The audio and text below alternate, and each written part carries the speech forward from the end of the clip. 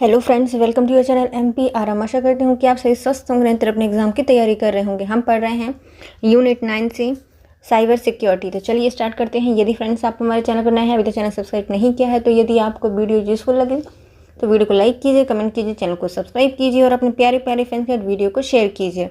Cyber security को अन्य किस नाम से जाना जाता है? तो इसको नेटवर्क सिक्योरिटी कहा जाता है। और ये जो पूरे टॉपिक है हम किससे करेंगे? सारांश IAS के नोट से कंप्लीट करेंगे। तो चलिए स्टार्ट करते हैं। पहला है साइबर सिक्योरिटी को अन्य किस नाम से जाना जाता है? इसे कहा जाता है नेटवर्क सिक्योरिटी, क्योंकि भैया नेटवर्क की सिक्योरिटी कर रहा है तो इसे क्या कहा जाएगा? नेटवर्क सिक्योरिटी कहा जाएगा। नेटवर्क सिक्योरिटी क्या होती है? एक ऐसी प्रक्रिया है जिसके द्वारा किसी नेटवर्क को अनऑथराइज्ड एक्सेस या बिना अनुमति के एक्सेस से बनाया जा सकता है। तो ये क्या है? नेटवर्क सिक्योरिटी क्या है? एक ऐसी प्रक्रिया होती है जिसके द्वारा किसी भी नेटवर्क को अनऑथराइज्ड या बिना अनुमति के एक्सेस से बचाया जाता है। उसे क्या कहा जाता है? नेटवर्क सिक्योरिटी या फिर साइबर सिक्योरिटी कहा जाता है। नेटवर्क साइबर सिक्योरिटी के खतरों को टालने के लिए किन चीज़ों का प्रयोग करना चाहिए? यदि हमें साइबर सिक्योरिटी को टालना है, उनके खतरों को टालना है, तो हमें क्या करना चाहिए? फायरवॉल और जो एंटीवायरस हैं उनका प्रयोग करना चाहिए। साइबर सिक्योरिटी का सबसे पहले महत्वपूर्ण स्तंभ क्या होता है? तो गोपनीयता। भैया यदि आपको चाहिए साइबर सिक्योरिटी तो सबसे महत्वपूर्ण स्तंभ है गोपनीयता। रखो। गोपनीयता के अनुसार डाटा को किससे बचाया जाता है? तो किसी भी अनधिकृत एक्सेस से बचाया जाता है। साइबर सिक्योरिटी में गोपनीयता मतलब कैसे? हम किसी को भी कुछ नहीं बताएंगे। अनऑथराइज्ड या फिर जो अनाधिकृत एक्सेस है उससे बचाना है। उपलब्धता क्या सुनिश्चित करती है? तो उपलब्धता रिसोर्सेज का उपयोग केवल ऑथराइज्ड यूज़र के लिए ही है। तो उपलब्धता क्या है? अवेलेबिलिटी होती है, मतलब उपलब्धता जो है वो रिसोर्स का उपयोग केवल ऑथराइज्ड यूज़र के द्वारा ही किया जाएगा। प्रमाणीकरण ऑथेंटिकेशंस में क्या सुनिश्चित किया जाता है? ऑथेंटिकेशन है, इसमें व्यक्ति या पार्टी की पहचान की जाती है, उसकी आइडेंटिटी की पहचान की जाती है ऑथेंटिकेशन में, प्रमाणीकरण में। सिस्टम का एक एक्सेस ID और पासवर्ड के द्वारा सुनिश्चित रहता है। यह किस घटक से संबंधित है? तो यह प्रमाणीकरण से संबंधित है। तो कोई भी सिस्टम है उसका एक्सेस ID और जो पासवर्ड है वो सुरक्षित रहेगा। कैसे? प्रमाणीकरण से, ऑथेंटिकेशन से सुरक्षित रहता है। शायद फ्रेंड्स मेरी आवाज़ थोड़ी डिफरेंट लग रही होगी ना, क्योंकि थोड़ा सा मेरे माउथ अल्सर हो गए हैं, मेरे मुंह में बहुत सारे, तो थोड़ी सी प्रॉब्लम हो रही है, तो आप थोड़ा सा एडजस्ट कीजिएगा। चलिए देखते हैं। गैर परित्याग क्या होता है? तो जो नॉन रिपुडिएशंस होता है, इसे क्या कहा जाता है? मैसेज को सेंड करने वाला ओरिजिनल यूज़र कहीं अपने मैसेज को स्वयं का होने से इनकार ना करे, इसे क्या कहा जाता है? गैर परित्याग कहा जाता है। मतलब आपने मैसेज भेजा, लेकिन यदि हमने आपसे पूछा कि आपने भेजा, तो ओरिजिनल यूज़र कहीं अपने मैसेज को स्वयं का होने से इनकार करना कर दे, तो यदि आपने मना कर दिया तो वो क्या कहलाएगा? इसे कहा जाता है गैर परित्याग कहलाता है। मतलब आप इसको मना नहीं कर सकते, आपका ही है।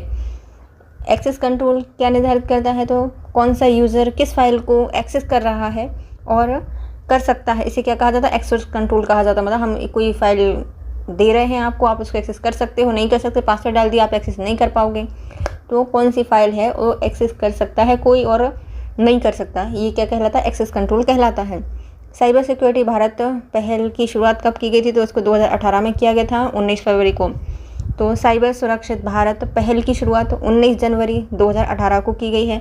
साइबर सुरक्षित भारत पहल किसके सहयोग से शुरू की गई है? तो इसको इलेक्ट्रॉनिक्स एवं सूचना प्रौद्योगिकी मंत्रालय की राष्ट्रीय ई-गवर्नेंस डिवीज़न द्वारा एवं उद्योग जगत के सहयोग से इसको स्थापित किया गया है। तो साइबर सुरक्षित रखना है तो हम किसको रखेंगे? तो पहले हमारा देखो इलेक्ट्रॉनिक्स सूचना प्रौद्योगिकी मंत्रालय आ जाएगा, उसके साथ हमारा राष्ट्रीय ई-गवर्नेंस डिवीज़न भी आ जाएगा और उद्योग जगत का सहयोग भी इसमें दिया गया है।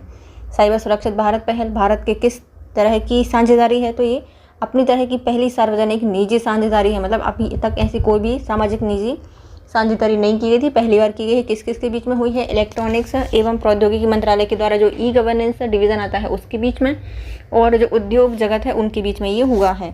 साइबर सुरक्षित भारत कार्यक्रम के 3 स्तंभ कौन कौन से हैं? तो इसमें पहले तो जागरूक करेंगे, उनको शिक्षा देंगे और उनको सामर्थ्य बनाएंगे।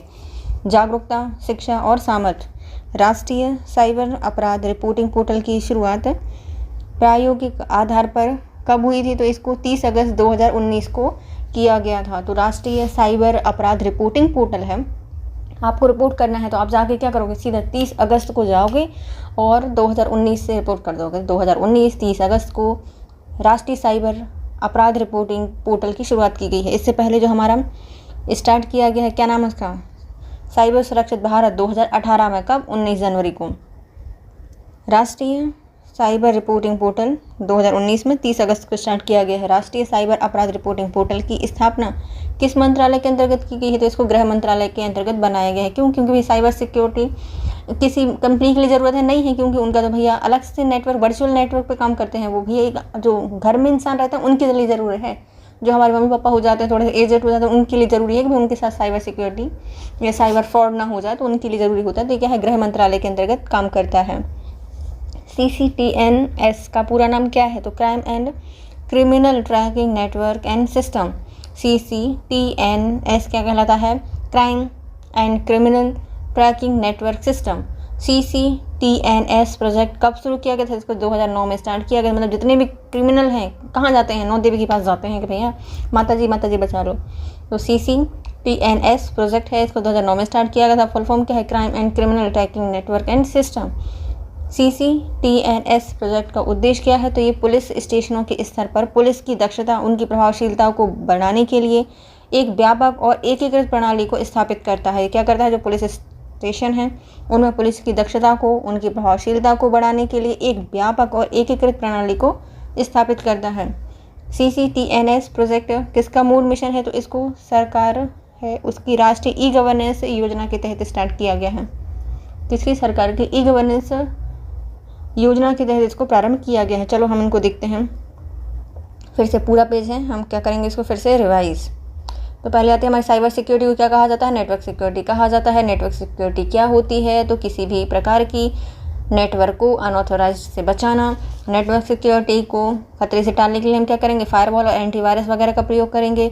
साइबर सिक्योरिटी के पहल महत्वपूर्ण स्तंभ क्या है? गोपनीयता बना के रखो। गोपनीयता होती क्या है? तो किसी भी अनधिकृत एक्सेस से उसको बचाना। उपलब्धता क्या होती है? तो उपलब्ध रिसोर्स का उपयोग केवल ऑथराइज्ड यूजर के लिए किया जाता है। प्रमाणीकरण मतलब ऑथेंटिकेशन सुनिश्चित करना, मतलब व्यक्ति या पार्टी की पहचान को सुनिश्चित करना कि ये वही व्यक्ति है या नहीं। सिस्टम एक्सेस आईडी और पासवर्ड क्या करते हैं? उनके प्रमाणीकरण ऑथेंटिकेशन वगैरह करते हैं। गैर परित्याग क्या कहलाता है? तो मैसेज को सेंड करने वाला ओरिजिनल यूजर कहीं अपने मैसेज को स्वयं का होने से इनकार ना कर दे। एक्सेस कंट्रोल का नियंत्रण करता है, मतलब कौन सा यूज़र किस फाइल को एक्सेस कर सकता है, नहीं कर सकता, इससे संबंधित है। साइबर सिक्योरिटी या साइबर सुरक्षित भारत पहल की शुरुआत कब हुई थी? 19 जनवरी 2018 को। साइबर सुरक्षित भारत पहल किसके सहयोग से स्टार्ट की गई? तो इसको इलेक्ट्रॉनिक्स एवं सूचना प्रौद्योगिकी मंत्रालय के द्वारा राष्ट्रीय ई गवर्नेंस डिवीज़न और उद्योग जगत के बीच में किया गया। और ये पहला सार्वजनिक निजी साझेदारी है पहली। साइबर सुरक्षित भारत के 3 स्तंभ हैं: जागरूकता, शिक्षा और सामर्थ्य। राष्ट्रीय साइबर अपराध रिपोर्टिंग पोर्टल 2019 में स्टार्ट किया गया था 30 अगस्त को। साइबर अपराध रिपोर्टिंग पोर्टल की स्थापना गृह मंत्रालय के अंतर्गत की गई है। और फिर आता है हमारा CCTNS क्या होता है? Crime and criminal tracking network and system. इसकी शुरुआत 2009 में हुई थी। उद्देश्य क्या है? तो जो पुलिस स्टेशन है उनके स्तर में पुलिस की दक्षता को, उनकी प्रभावशीलता को बढ़ाना है और व्यापक एकीकृत प्रणाली को स्थापित करना है।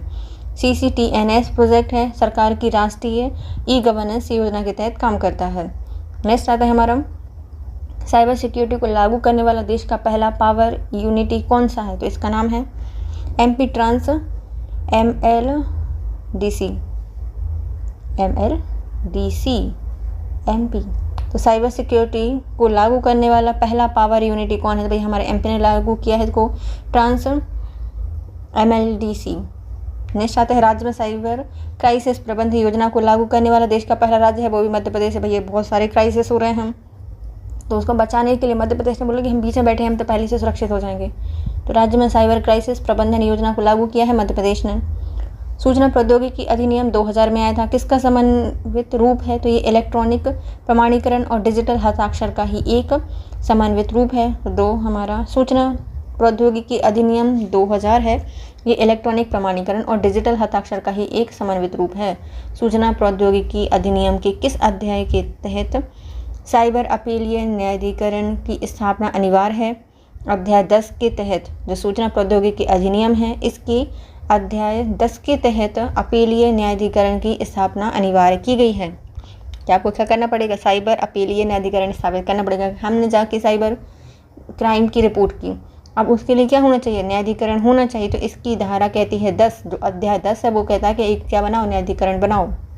डिनाइल ऑफ सर्विस किसे कहा जाता है, जब हैकिंग के कारण अधिकृत उपयोगकर्ता नेटवर्क या प्रसाधनों का सही उपयोग नहीं कर पाता, उन्हें क्या कहा जाता है, डिनाइल ऑफ सर्विस कहा जाता है। मतलब एक कभी आपने देखा होगा जिस दिन रिजल्ट आता है उस दिन आपकी जो वेबसाइट वगैरह है उस आयोग वगैरह की वो अच्छे से नहीं चलती, क्या हो जाता है, उस पर डिनाइल ऑफ सर्विस हो जाती है, क्योंकि भैया बहुत सारे लोग उसको यूज़ कर रहे होते हैं, तो नेटवर्क एवं प्रसाधन का सही उपयोग नहीं कर पाते, उन्हें क्या कहा जाता है, डिनाइल ऑफ सर्विस कहा जाता है। हैकर शब्द का सर्वप्रथम प्रयोग कब किया गया था, 1963 में किया गया था, 63 में। हैकिंग को साइबर तकनीक के क्षेत्र में चिंता एवं अपराध के विषय के रूप में कब संकलित किया गया है, तो 1970 में कहा था कि भैया ये तो अपराध है। हैकिंग पहले नॉर्मल लग रही थी 1963 तक कि एक हैकिंग जैसा कुछ होता है, लेकिन 1970 में बोल दिया कि नहीं भैया हैकिंग एक अपराध है, कोई भी हैकिंग करेगा तो उसको मस्ती मजाक में मत लो, क्या है, एक अपराध है। हैकर का पहला सम्मेलन कहाँ पर आयोजित हुआ था, डेफकॉन में हुआ था और 1993 में हुआ था, लॉस वेगस वेदा यूएसए में आयोजित किया गया था। तो हैकर का जो पहला सम्मेलन है वो कहाँ पे हुआ था, डेफकॉन 1993 में, लॉस वेगस नेवादा यूएसए में हुआ था। आरंभ हैकर फ़ोन कॉल का उपयोग करते थे, जिसे क्या कहा जाता है, जिन्हें कहा जाता है फोकिंग कहा जाता था। मतलब आप क्या कर रहे हो, फ्रॉड कॉल कर रहे हो तो फोकिंग कहा जाएगा। पहले क्या करते थे हैकर, इतने स्मार्ट तो थे नहीं क्योंकि स्मार्टफोन ही नहीं थी, तो फ़ोन कॉल करके आपको हैक करते थे, उन्हें फोकिंग कहा जाता है। हैकर सॉफ्टवेयर या नेटवर्क में विद्यमान सुरक्षा खामियों का पता लगाकर उनका प्रयोग क्यों करता है, क्योंकि खामियों का उजागर करने के लिए, जिज्ञासावश या आर्थिक लाभ के लिए। तो हैकर है वो सॉफ्टवेयर नेटवर्क में जो विद्यमान सुरक्षा खामियां हैं उनका पता लगाएगा और उनका उपयोग करेगा। जैसे आपका हमें पता चल गया कि आप थोड़े से इमोशनल टाइप के हो तो हम क्या करेंगे, आपको कॉल करेंगे और आपके फ्रॉड कॉल में बोलेंगे कि हमारा एक्सीडेंट हो गया, अरे आप हम उनकी आपकी बुआ है ना, उनकी लड़की है या ये है वो है, कॉल करेंगे, पैसे मांगेंगे। तो ये क्या होते हैं, आप खामियां उजागर कर दी, पता चल गया कि आप हो, फिर हम उससे लाभ उठाएंगे और आर्थिक लाभ ले लेंगे, पैसे ले लेंगे। तो ये क्या होती हैं, सॉफ्टवेयर में नेटवर्क विद्यमान सुरक्षा खामियों का पता लगाकर क्या करते हैं, खामियों को उजागर करने के लिए, जिज्ञासावश आर्थिक लाभ के लिए इसका उपयोग किया जाता है। हैकिंग सॉफ्टवेयर या कंप्यूटर नेटवर्क की कमजोरियों का पता लगाकर नेटवर्क में घुसना क्या कहलाता है, तो हैकिंग कहलाता है। यदि जो कंप्यूटर सॉफ्टवेयर है उसकी खामियों का पता लगा लिया और आप नेटवर्क में घुस गए, उन्हें क्या कहा जाएगा, हैकिंग कहा जाएगा। बिना दुर्भावना के और अनुमति के साथ की गई हैकिंग क्या कहलाती है, मतलब यदि हमने आपसे पूछा कि आपका मोबाइल हम हैक कर लें, आपकी अनुमति है, तो आपने हाँ बोल दिया और हमने हैक कर लिया, तो उसे क्या कहा जाएगा, इथिकल हैकिंग कहा जाएगा। वाइट हैट हैकर क्या कहलाते हैं, तो ये इथिकल हैकर कहलाते हैं, मतलब परमिशन लेकर आपके मोबाइल में हैक कर रहे हैं। ब्लैक हैट हैकर क्या होते हैं, क्रैकर होते हैं, आपके मोबाइल में जाएंगे और क्रैकर फोड़ देंगे। ब्लैक हैट हैकर जो अपनी दक्षता का इस्तेमाल किस लिए करते हैं, तो वो गैर कानूनी काम करने के लिए करते हैं। ब्लैक हैट हैकर है मतलब काले काले हैं, काला क्या होता है, चोर होता है, तो बस मतलब काले कपड़े पहन के जाता है ना चोरी करने, तो वो गैर कानूनी कार्य करने के लिए होता है। हैकर क्रैकर के उद्देश्य में क्या अंतर होता है, तो जो हैकर होता है इसका उद्देश्य खामियों को उजागर करना होता है, जबकि जो क्रैकर होता है वो अपराध या आर्थिक लाभ के लिए ऐसा करता है। मतलब हैकर है वो क्या करेगा, आपका कंप्यूटर हैक कर लेगा और बस कहीं मोबाइल में आपकी मेमोरी भर देगा, बग्स वगैरह डाल देगा, वायरस डाल देगा या फिर उसको लॉक कर देगा। ये क्या करते हैं, हैकर्स करते हैं। ओके, इन्फॉर्मेशन पता कर लेंगे, लेकिन आपके मोबाइल की इन्फॉर्मेशन पता करके, आपके कंप्यूटर की इन्फॉर्मेशन पता करके, पासवर्ड पता करके, आपकी बैंक डिटेल पता करके आपका पैसा उड़ा ले जाएंगे, उन्हें कहा जाता है क्रैकर। ग्रे हेड हैकर क्या होते हैं, तो ये ब्लैक और वाइट दोनों हैकर होते हैं। मतलब यदि आपने अपना काम करवाया कि भैया हम पैसे दे रहे हैं, हमारा मोबाइल हैक कर लो, वाइट हैकर हो गया, लेकिन आप चले गए अपना काम करवा के, वो वाइट हैकर क्या करेगा, आपको पता चल गया सब कुछ, अब वो ब्लैक हैकर बन के आपके मोबाइल को एक्सेस कर लेगा और पूरे पैसे लेके उड़ जाएगा, तो वो क्या हो जाएगा, ग्रे हेड हैकर हो जाएगा। मतलब कभी वाइट है कभी ब्लैक है। ग्रीन हेड हैकर क्या होते हैं भैया, जब अभी हैकिंग सीख रहे होते हैं उन्हें प्री हैकर भी कहा जाता है। मतलब ग्रीन हेड हैकर हैं वो जाके अपने कॉलेज वगैरह में क्या सीख रहे हैं, हैकिंग सीख रहे हैं, मोबाइल पे घर पे सीख रहे हैं, उन्हें कहा जाता है pre hacker. Red head hacker क्या होते हैं, तो ये आक्रामक होते हैं। मतलब उनको पता चलेगा कि तुम रेड हेड मतलब ब्लैक हेड हैकर हो, तो वो तुम्हें पकड़ के पीट देंगे, वो क्या कहलाते हैं, रेड हेड हैकर कहलाते हैं। साइबर जो सॉफ्टवेयर हैं उनका उपयोग से पहले उनकी खामियों को उजागर कर सही करने वाले हैकर क्या कहलाते हैं, उन्हें ब्लू हेड हैकर कहा जाता है। मतलब ये क्या है, ब्लू कॉलर वाले हैं, बैंक कंपनियों में काम करते हैं बड़ी बड़ी, और ये क्या करते हैं, कोई भी सॉफ्टवेयर है उसकी खामियों का पता लगाएंगे, उजागर करेंगे, उनको सही करेंगे, उन्हें कहा जाता है ब्लू हेड हैकर। जो ब्लू हेड हैकर होते हैं किस प्रकार के हैकर होते हैं, तो ये फ्रीलांसर होते हैं जो किसी संस्था के लिए कार्य नहीं कर सकते या नहीं करते, उन्हें क्या कहा जाता है, ब्लू हेड हैकर कहा जाता है। ये कई बार वैसे आपने शायद 2-3 साल पहले अपने इंदौर का एक लड़का था, उसने गूगल की वो खामियां पता की थी और उनने बुलाया था उनको और अवार्ड वगैरह दिया था, है ना कुछ। तो ये क्या होते हैं, फ्रीलांसर होते हैं, मतलब अपनी मर्जी से काम करते हैं ये। स्क्रिप्ट क्रिटिक्स क्या कहलाते हैं, तो ऐसे हैकर होते हैं जिनमें कंप्यूटर का ज़्यादा ज्ञान नहीं होता लेकिन दूसरों के बनाए टूल का उपयोग करके हैकिंग करते हैं। जैसे आपने देखा होगा किसी मोबाइल हैक करते हैं, कैसे किसी को ऐप वगैरह डाउनलोड कर दिया फिर उसको मोबाइल की जानकारी निकालने लगे, तो वो क्या कहलाते हैं, वो कहलाते हैं स्क्रिप्ट क्रिटिक्स कहलाते हैं। हैक्टिविस्ट क्या होते हैं, तो ये सामाजिक, धार्मिक, राजनीतिक आदि संदेश भेजने के लिए हैकिंग का प्रयोग करते हैं। ये क्या कहा जाता है, हैक्टिविस्ट कहा जाता है। मतलब यदि हमें इन्वायरमेंट के बारे में कुछ आपको बताना है, पूरा मतलब चाहते हैं कि सबको पता चल जाए, तो हम एक वायरस बनाएंगे या फिर कुछ एक ऐसी हैकिंग करेंगे जो एक टाइम पे सबके मोबाइल पर आ जाएगी कि चलो भाई इन्वायरमेंट के बारे में सब लोग को पता चल रहा है, सबका मोबाइल अपने आप हैक हो गया और सबको पता चल रहा है कि अच्छा चिड़िया ऐसी रहती है, चिड़िया को पानी रखो, कुत्ते को रोटी दो, ऐसे ऐसे कोई काम, पेड़ लगाओ, ऐसे कुछ काम करवाने के लिए बोल दिया उसमें। ये हैकिंग करके हम कर रहे हैं ना, मतलब अच्छी चीज़ कर रहे हैं हम समाज के लिए, तो वो क्या कहलाती है, हैक्टिविस्ट कहलाती है। सबसे ज़्यादा कुशल हैकिंग में कौन होता है, तो ये होते हैं एलीट हैकर। ये क्या होते हैं भैया, एलाइट होते हैं, तो एलाइट हैकर हैं जो कि क्या होते हैं, सबसे ज़्यादा कुशल होते हैं। चलो हम इनको फिर से करते हैं रिवाइज। फ्रेंड्स यार आप लोग जल्दी जल्दी से हमें सब्सक्राइबर बढ़ाओ यार, सब्सक्राइबर बहुत कम है तो मुझे मोटिवेशन नहीं मिलता, मैं 1-2 लोगों के लिए ही करती हूँ, वीडियो बना रही हूँ, इससे अच्छा कि आप लोग जल्दी जल्दी सब्सक्राइब करें, आप एक दूसरे को शेयर करो। अभी एग्ज़ाम में कितने दिन ही बचे हैं, तो मैं चाहती हूँ कि जल्दी से बिल्कुल इसके यदि अच्छे हुए हैं तो मैं जो रजिस्टर्ड आ रहा है ना, असिस्टेंट रजिस्ट्रार, मैं उसके भी वीडियो लेकर आऊँगी। मेरे पास बहुत सारे क्वेश्चन हैं उसके, तो यदि अच्छा रिस्पॉन्स मिला इस वाली सीरीज़ में तो मैं डेफिनेटली उनको भी लेकर आऊँगी, है ना। तो प्लीज़ शेयर कर दो।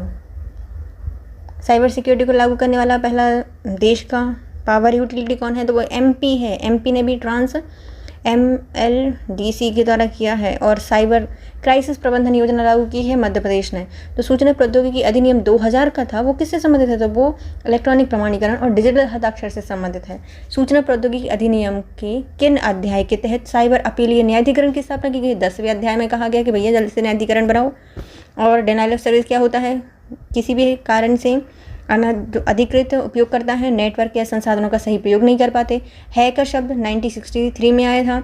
इसको अपराध कब घोषित किया है, तो 1970 में किया है। इसके लिए पहला सम्मेलन कहाँ पे हुआ था, डिफकॉन में 1993 में हुआ था, लॉस वेगस USA में। प्रारंभ में हैकर फ़ोन कॉल का प्रयोग करते थे, उन्हें कहा जाता था फोकिंग। और जो हैकर होते हैं वो सॉफ्टवेयर नेटवर्क में विद्यमान जो खामियां होते हैं उनका पता लगाते हैं और क्या करते हैं, उनको उजागर करके जिज्ञासावश आर्थिक लाभ उठाते हैं। हैकर सॉफ्टवेयर या कंप्यूटर नेटवर्क की कमजोरियों का पता लगाकर घुसना हैकिंग कहलाता है। यदि कोई आपकी अनुमति से और बिना दुर्भावनापूर्ण कोई हैकिंग कर रहा है उसे इथिकल हैकर कहा जाएगा। इथिकल हैकर ही वाइट हेड हैकर के जैसे होते हैं, वाइट हेड हैकर होते हैं। फिर ब्लू हेड हैकर क्या होते हैं, जो कि कंपनी में काम करते हैं, फ्रीलांसर होते हैं। ब्लैक हेड हैकर होते हैं, क्रैकर को कहा जाता है, गैर कानूनी काम करते हैं ब्लैक हेड हैकर। और जो हैकर होते हैं वो सिर्फ खामियों को उजागर करते हैं, और जो क्रैकर होते हैं वो अपराध और आर्थिक लाभ के लिए ऐसा काम करते हैं। ग्रे हेड हैकर क्या होते हैं, ब्लैक और वाइट दोनों टाइप के होंगे, वो ग्रे हेड हैकर हो जाएंगे। ग्रीन हेड हैकर क्या हैं, वो सब अभी सीख रहे हैं, प्री हैकर हैं वो। रेड हैकर क्या होते हैं, आक्रामक होते हैं। सॉफ्टवेयर के उपयोग से पहले उनकी कमियों को उजागर करने वाले जो हैकर होते हैं उन्हें ब्लू हेड हैकर कहा जाता है। कोई कंपनी में होंगे या फिर फ्रीलांसर भी हो सकते हैं। स्क्रिप्ट किडीज़ क्या हो सकते हैं, ये होते हैं अभी कंप्यूटर का ज़्यादा ज्ञान नहीं है, दूसरों ने जो ऐप वगैरह बनाए हैं उनका प्रयोग करके हैकिंग कर रहे हैं। हैक्टिविस्ट क्या होते हैं, सामाजिक, धार्मिक, राजनीतिक आदि संदेश भेजने के लिए जो हैकिंग का प्रयोग करते हैं उन्हें हैक्टिविस्ट कहा जाता है। सबसे ज़्यादा कुशल हैकिंग करते हैं उन्हें एलाइट हैकर कहा जाता है, एलाइट क्लास के हैं। नेक्स्ट आते हैं DOS, denial of service attack का उद्देश्य क्या होता है, तो नेटवर्क इंटरनेट के माध्यम से मशीनों को या फिर जो नेटवर्क है उसको बंद करने के लिए किया जाता है डिनाइल ऑफ सर्विस। फिर आता है साइबर वॉरफेयर को युद्ध का कौन सा क्षेत्र कहा जाता है, तो 5वां युद्ध कहा जाता है कि यदि साइबर वॉरफेयर हुआ तो 5वां क्षेत्र होगा। साइबर बुलिंग किसे कहा जाता है, तो इंटरनेट या संबंधित तरीकों का उपयोग करके लोगों को नुकसान पहुंचाने के लिए किया जाने वाला कार्य क्या कहलाता है, साइबर बुलिंग कहलाती, जो कि आजकल बहुत कॉमन है, सभी करते हैं। आप देख लो इंस्टाग्राम पर सबके कमेंट्स देखो कितना बुली करते हैं, तो ये एक क्राइम है ना, साइबर बुलिंग कहलाती है। किसी देश में साइबर बुलिंग से सुरक्षित करने के लिए बैंक ऑफ बुलिंग नामक एप्लीकेशन को लॉन्च किया गया है। ये है ब्रिटेन और ऑस्ट्रेलिया, मतलब ब्रिटेन और ऑस्ट्रेलिया में एक बनाई गई है बैंक ऑफ बुली, एक एप्लीकेशन है जहाँ पर बुली से सुरक्षित करने के लिए इसको प्रारंभ किया गया है। नेक्स्ट आते हैं, इंटरनेट पर किसी व्यक्ति के लिखे हुए अपशब्द क्या कहलाते हैं, उन्हें कहा जाता है फ्लेम। तो आपको कोई ऐसी बात हमने बोली जो बिल्कुल आप आग की तरह फैल गई, वो क्या कहलाती है, फ्लेम कहलाती है। आइडेंटिटी थ्रेट क्या कहलाता है, तो ये अपराधियों द्वारा छीन रूप धारण करके यूज़र को व्यक्तिगत पहचान जैसे कि यूज़र आईडी, पासवर्ड तथा उनकी गोपनीय जानकारी चुराना क्या कहलाता है, आइडेंटिटी थ्रेफ्ट कहलाता है। तो हम क्या करेंगे, कोई भी रूप चेंज करके आए, जैसे कि भगवान विष्णु आए थे मोहिनी का रूप रख के, है ना, राक्षसों का पूरे राज जान लिए थे, तो वो क्या करेंगे, उनकी आईडी, पासवर्ड, गोपनीय जानकारी चुरा लेंगे, वो क्या कहलाते हैं, आइडेंटिटी थेफ्ट कहलाता है। एवेज ड्रॉपिंग में अटैकर क्या होते हैं, जो एवेज ड्रॉपिंग है इसमें भेजे जाने वाले संदेशों की निगरानी करता है। तो एवेज ड्रॉपिंग क्या है, एक प्रकार का अटैकर है जो कि क्या करता है, भेजे जाने वाले संदेशों की निगरानी करता है। छीनबेश में अटैकर क्या होता है, तो ये जो छीनबेश में अटैकर होते हैं ये वैलिड यूज़र होने का जो नाटक करते हैं और अवैध रूप से विशेष अधिकार प्राप्त कर लेते हैं। क्या करेंगे कि भैया हम तो भैया आपके दोस्त हैं उसका नाटक करेंगे और अवैध रूप से क्या करेंगे, विशेष अधिकार प्राप्त कर लेते हैं। साइबर ग्रूमिंग क्या है, तो जब कोई बड़ा व्यक्ति छोटे या इंटरनेट या सोशल नेटवर्किंग साइट पर नए आए हुए लोगों को अपने जाल में फंसाते हैं, उन्हें क्या कहा जाता है, साइबर ग्रूमिंग कहा जाता है। मतलब पहले से ये क्या है, बड़े व्यक्ति हैं, छोटे छोटे इंटरनेट पर सोशल नेटवर्किंग साइट का प्रयोग करके नए आए हुए लोगों को वो जाल में फंसाते हैं, उन्हें साइबर ग्रूमिंग कहा जाता है। नेक्स्ट आता है सलामी हमला। ये किस प्रकार का अपराध होता है, तो एक प्रकार की क्या होती है, आर्थिक अपराध होता है, मतलब थोड़े थोड़े पैसे निकाले जाते हैं आपके अकाउंट से, पूरा अकाउंट खाली नहीं किया जाता। सलामी हमले को क्या कहा जाता है या क्या किया जाता है इसमें, तो साइबर अपराधी द्वारा कंप्यूटर, जो मोबाइल के खाते होते हैं बैंक में, उनके खातों से धनराशि प्रायः बहुत ही मामूली सी रकम निकालते हैं। साइबर स्टॉकिंग क्या होती है, तो साइबर अपराधी इंटरनेट उपयोगकर्ता से चैटिंग के दौरान किसी अन्य इंटरनेट माध्यम के द्वारा उनके नाम, पता, फ़ोन नंबर और जानकारी प्राप्त कर लेते हैं ताकि उन्हें ब्लैकमेल किया जा सके, उन्हें क्या कहा जाता है, साइबर स्टॉकिंग कहा जाता है। पायरेसी कैसे कहा जाता है, तो मूल उत्पाद या प्रति की नकल उतारकर या उनकी प्रतिलिपि को काला बाजारी के माध्यम से बाजार में बेचने को क्या कहा जाता है, पायरेसी कहलाते हैं। तो मूल उत्पाद है, उसकी नकल बना ली और उस प्रतिलिपि को काले बाजार में बेच दिया, उसे कहा जाएगा पायरेसी।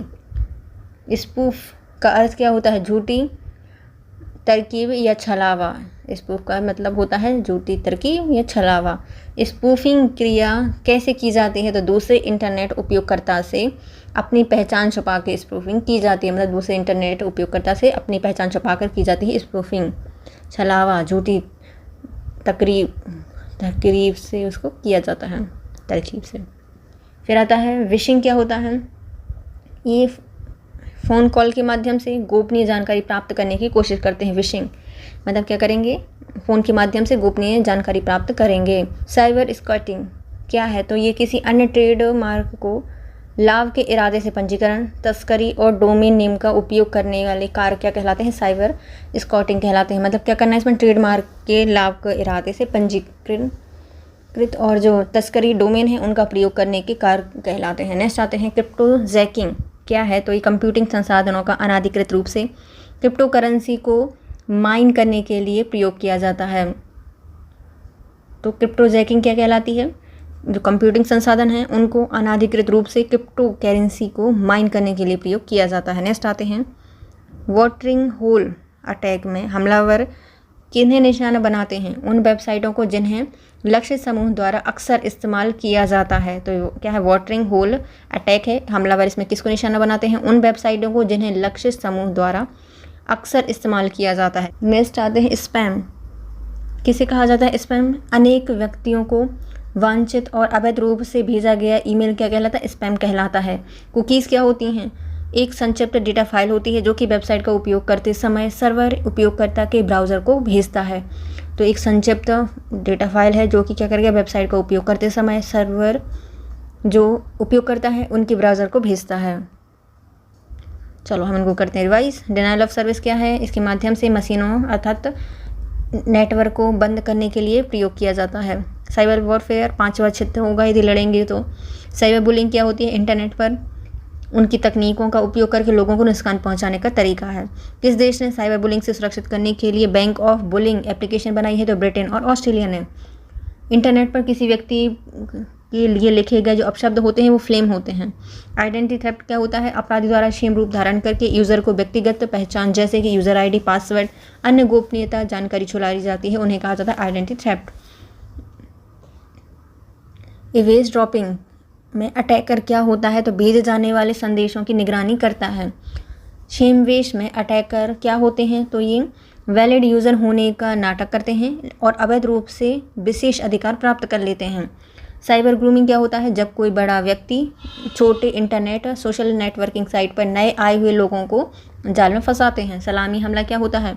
आपके खाते से आर्थिक अपराध किया जाता है, वो भी मामूली सी राशि निकाली जाती है। साइबर स्टॉकिंग क्या होती है? इसमें जो अपराधी होता है वो इंटरनेट उपयोगकर्ताओं से चैटिंग के दौरान किसी अन्य इंटरनेट माध्यम से आपका पता, नाम, फ़ोन नंबर, जानकारी प्राप्त कर लेगा, फिर आपको ब्लैकमेल करेगा। पायरेसी क्या होती है? मूल उत्पाद या प्रति की नकल उतारकर किसी अन्य प्रतिलिपि को काला बाजारी के माध्यम से बाजार में बेचता है, उसे कहा जाता है पायरेसी। स्पूफ क्या कहलाता है? झूठी तरकीब या छलावा कहलाता है। स्पूफिंग दूसरे इंटरनेट उपयोगकर्ता से अपनी पहचान छुपाना। विशिंग क्या कहलाता है? किसी फ़ोन कॉल के माध्यम से गोपनीय जानकारी प्राप्त करने की कोशिश। साइबर स्क्वाटिंग क्या कहलाती है? इसमें ट्रेडमार्क का लाभ के इरादे से पंजीकृत तस्करी एवं डोमेन नाम का प्रयोग करने का कार्य। नेक्स्ट आते हैं क्रिप्टो जैकिंग क्या होती है? तो इसमें कंप्यूटिंग संसाधनों का अनाधिकृत रूप से क्रिप्टो करेंसी को माइन करने के लिए प्रयोग किया जाता है। वाटरिंग होल अटैक में हमलावर किसे निशाना बनाते हैं? तो उन वेबसाइटों को जिन्हें लक्ष्य समूह के द्वारा अक्सर इस्तेमाल किया जाता है। स्पैम क्या होते हैं? अनेक व्यक्तियों को अवांछित और अवैध रूप से भेजा जाने वाला ईमेल होता है। कुकीज़ क्या है? तो एक संक्षिप्त डेटा फाइल को वेबसाइट का उपयोग करते समय सर्वर उपयोगकर्ता के ब्राउज़र को भेजता है। नेक्स्ट आता है कुकीज़ उपयोगकर्ता की जानकारी के बिना क्या काम करता है? तो ये क्या करेगा? वेब सर्वर उपयोगकर्ता की प्राथमिकताएं उनके द्वारा भेजी गई वेबसाइटों का बेहतर वेब ब्राउज़र पर संग्रहित कर लेता है। उनका जो विवरण होता है वो क्या करेगा? जैसे कुकीज़ होता है, आपने गूगल पे कुछ सर्च किया वो आपको फ्लिपकार्ट में मिल जाएगा, है ना, आपको टाइप भी नहीं करना पड़ेगा। तो उसे क्या कहा जाता है? कुकीज़ कहा जाता है। ये क्या करता है? वेब सर्वर उपयोगकर्ता की जो प्राथमिकताएँ होती हैं उनके द्वारा भेजी गई जितनी वेबसाइटों का विवरण होता है वेब ब्राउज़र पर संग्रहित रहता है। कुकीज़ का प्रयोग किस लिए किया जाता है? तो जो उपयोगकर्ता है उनकी रुचि के अनुरूप वेबसाइटों पर विज्ञापन भेजने के लिए इसका प्रयोग किया जाता है। कुकीज़ क्यों क्या खत्म कर देती हैं? तो उपयोगकर्ता की व्यक्तिगत सूचना और उनके द्वारा देखी जाने वाली वेबसाइटों का विवरण रखकर गोपनीयता को ख़त्म कर देती हैं। डाटा डिडलिंग क्या होती है? तो जो डाटा है उसको कंप्यूटर पर प्रोसेस होने से पहले ही परिवर्तित कर दिया जाता है और तत्पश्चात कंप्यूटर प्रोसेस होने के बाद डेटा को वास्तविक रूप से परिवर्तित कर दिया जाता है। उसे क्या कहा जाता है? डाटा डिडलिंग कहा जाता है। मतलब आपने कोई डाटा प्रोसेस किया, उसके पहले ही उसको परिवर्तित कर दिया है, फिर उसके पश्चात प्रोसेस होने के बाद जो डेटा है उसको वास्तविक रूप में परिवर्तित कर दिया, उसे क्या कहा जाता है? डाटा डिडलिंग कहा जाता है। क्लिक जैकिंग क्या होती है? तो इसमें प्रारंभ किया गया था 2008 में। क्लिक जैकिंग में जो हैकर होते हैं करते क्या हैं? तो जो इनविजिबल HTML एलिमेंट से हैकर अपना मिलीशियस कोड डालते हैं। जब यूज़र पेज पर क्लिक करता है तो वह बिना जाने हैकर के जाल में फंस जाता है। इसे क्या कहा जाता है? क्लिक जैकिंग कहा जाता है। मतलब आपके लिए कोई फाइल भेजी, आपने उसको क्लिक किया और आप उसके जाल में फंस गए। फिशिंग किसे कहा जाता है? तो इंटरनेट पर उपयोगकर्ताओं के यूज़र नेम, पासवर्ड और अन्य व्यक्तिगत सूचनाओं को प्राप्त करने का प्रयास करना फिशिंग कहलाता है। फिशिंग में अपराधकर्ता क्या भेजता है? तो कानूनी देखने वाली ईमेल्स भेजता है। फिशिंग में क्या भेजता है? कानूनी दिखने वाली जो ईमेल्स होती हैं उनको भेजा जाता है। फार्मिंग क्या है? फार्मिंग इसका प्रयोग करके साइबर हमला। इसका उद्देश्य एक वेबसाइट के ट्रैफिक को दूसरी फर्जी वेबसाइट पर पुनर्निर्देशित करना होता है। फार्मिंग का मतलब होता है एक प्रकार का साइबर हमला है। इसका उद्देश्य होगा कि वेबसाइट के ट्रैफिक को दूसरी फर्जी वेबसाइट पर पुनर्निर्देशित कर दिया जाए। सिमशिंग का उपयोग क्या है? तो ये मोबाइल फ़ोन टेक्स्ट संदेशों का प्रयोग करता है। तो ये सिमशिंग क्या है? मोबाइल फ़ोन टेक्स्ट संदेशों का प्रयोग करता है। साइबर हाईजैकिंग में अटैकर क्या करता है? तो कंप्यूटर सिस्टम के सॉफ्टवेयर या प्रोग्रामों पर अधिकार स्थापित कर लेता है। साइबर हाईजैकिंग अटैक में जो कंप्यूटर सिस्टम होता है उसके सॉफ्टवेयर प्रोग्राम पर अधिकार स्थापित कर लेता है। जीरो डे एक्सप्लॉइट क्या है? जब अटैकर किसी सिस्टम में किसी की घोषणा उजागर होने पर उसकी कमजोरी का फ़ायदा उठाने की कोशिश करते हैं। यह पैच प्रबंधन से पहले से किया जाता है। इसे क्या कहा जाता है? जीरो डे एक्सप्लॉइट कहा जाता है। जब अटैकर किसी सिस्टम में कमी की घोषणा उजागर करने पर उस कमजोरी का फ़ायदा उठाने की कोशिश करता है। पैच प्रबंधन में, ये पैच प्रबंधन से पहले, पैच प्रबंधन क्या होता है? उसको ठीक कर देना, उससे पहले उसकी कमजोरी का फ़ायदा उठाएगा, उसे क्या कहा जाएगा? जीरो डे एक्सप्लॉइट कहा जाएगा। SQL इंजेक्शन अटैक के परिणाम स्वरूप हमलावर क्या हासिल कर सकता है? तो इसके तहत वो प्रशासनिक अधिकार प्राप्त कर लेता है। SQL में जो हमलावर होता है वो उनके प्रशासनिक अधिकारों को प्राप्त कर लेता है। बग्स किसे कहा जाता है? तो किसी प्रोग्राम सिस्टम में रह जाने वाली गलती या अशुद्धियों क्या कहा जाता है? बग्स कहा जाता है। डीबग्स क्या कहा जाता है? तो किसी प्रोग्राम में गलतियां पकड़ने की जो क्रिया होती है उन्हें डीबग कहा जाता है। डिनायल ऑफ सर्विस क्या है? इसके माध्यम से ऑनलाइन किया जाता है, इंटरनेट के माध्यम से। डिनायल ऑफ सर्विस अटैक है, ऑनलाइन इंटरनेट के माध्यम से किया जाता है। डिनायल ऑफ सर्विस अटैक में क्या होता है? तो इसमें हमलावरों द्वारा सूचना संचार को ख़त्म कर दिया जाता है। जितने भी सूचना संचार हैं वो बंद हो जाएंगे। एप्लीकेशन लेयर्ड फ्लड अटैक में हैकर क्या होता है? तो इसमें सेवाओं को क्रैश कर देता है और बंद होने का प्रयास करता है। तो एप्लीकेशन लेयर्ड फ्लड अटैक में जो हैकर होता है वो क्या करेगा? जो सेवाएं होती हैं उनको क्रैश कर देगा और कोशिश करेगा कि बंद हो जाए। DDoS क्या है? तो ये distributed denial of service attack है। ये कितने हैकर्स एक साथ हमला करते हैं? इसमें कई सारे हैकर एक साथ हमला करते हैं, उन्हें क्या कहा जाता है? DDoS कहा जाता है, distributed denial of service attack. बहुत सारे हैकर इसमें एक साथ हमला करते हैं। डिनायल ऑफ सर्विस द्वारा सबसे अधिक प्रभावित होने वाला संगठन कौन सा है? तो इसमें बैंक, मास मीडिया, सरकार, व्यापारिक संगठन इससे सबसे ज़्यादा प्रभावित होते हैं। मालवेयर क्या होते हैं? तो उन प्रोग्रामों का समूह जिनका कार्य कंप्यूटर को नुकसान पहुंचाना है उन्हें मालवेयर कहा जाता है। मालवेयर का उद्देश्य क्या होता है? तो ये उदाहरण है, मतलब कंप्यूटर को नुकसान पहुंचाएंगे। उदाहरण है इनका virus, worm, spyware, root kits और ट्रोजन हॉर्स। ये सब क्या होते हैं? मालवेयर्स के ही उदाहरण हैं। चलो हम इनको देखते हैं फिर से। पहले आते हैं कुकीज़। क्या करेंगे भैया? आपके वेब सर्वर पर उपयोगकर्ता की प्राथमिकता को जान लेंगी, उनकी खोजी गई वेबसाइटों का विवरण अपने पास संग्रहित कर लेंगी। कुकीज़ का उपयोग क्यों किया जाता है? क्योंकि उपयोगकर्ता की रुचि का पता लगाकर उनकी वेबसाइटों पर उनके विज्ञापन भेजने के लिए। जो कुकीज़ होती हैं ख़त्म क्या कर देंगी? तो आपकी गोपनीयता ख़त्म कर देंगी। डाटा डीलिंग होती है, ये क्या करती हैं? डाटा को कंप्यूटर में प्रोसेस करने से पहले ही परिवर्तित कर देती हैं और कंप्यूटर प्रोसेस होने के बाद डाटा को फिर से वास्तविक रूप में परिवर्तित कर देंगी। क्लिक जैकिंग क्या होती है? इसको 2008 में प्रयोग किया गया था और इसमें इनविजिबल HTML एलिमेंट्स होते हैं, मिलीशियस कोड डाल के देते हैं आपको हैकर और आप जैसे ही उस पर क्लिक करते हो आप उनके जाल में फंस जाते हो। फिशिंग क्या होती है? इंटरनेट पर उपयोगकर्ता के यूज़र नेम, पासवर्ड और अन्य व्यक्तिगत सूचना को प्राप्त करने का प्रयास फिशिंग कहलाता है। फिशिंग में अपराधकर्ता क्या भेजता है? तो कानूनी देखने वाले ईमेल को भेजता है। जो फिशिंग होता है वो क्या करता है? इसमें कानूनी दिखने वाले ईमेल को भेजता है।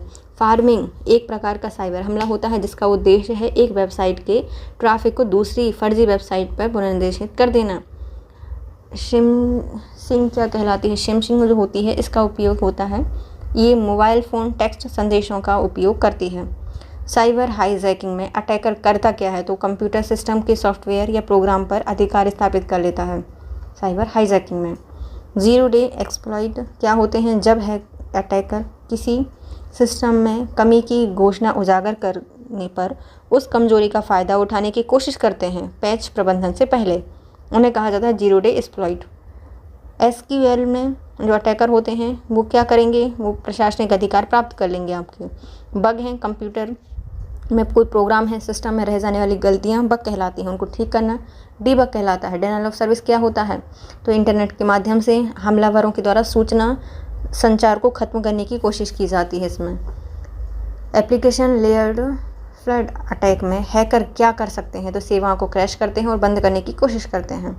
DDoS क्या होता है? डिस्ट्रीब्यूटेड डिनायल ऑफ सर्विस है, कई सारे हैकर एक साथ इसमें हमला करते हैं।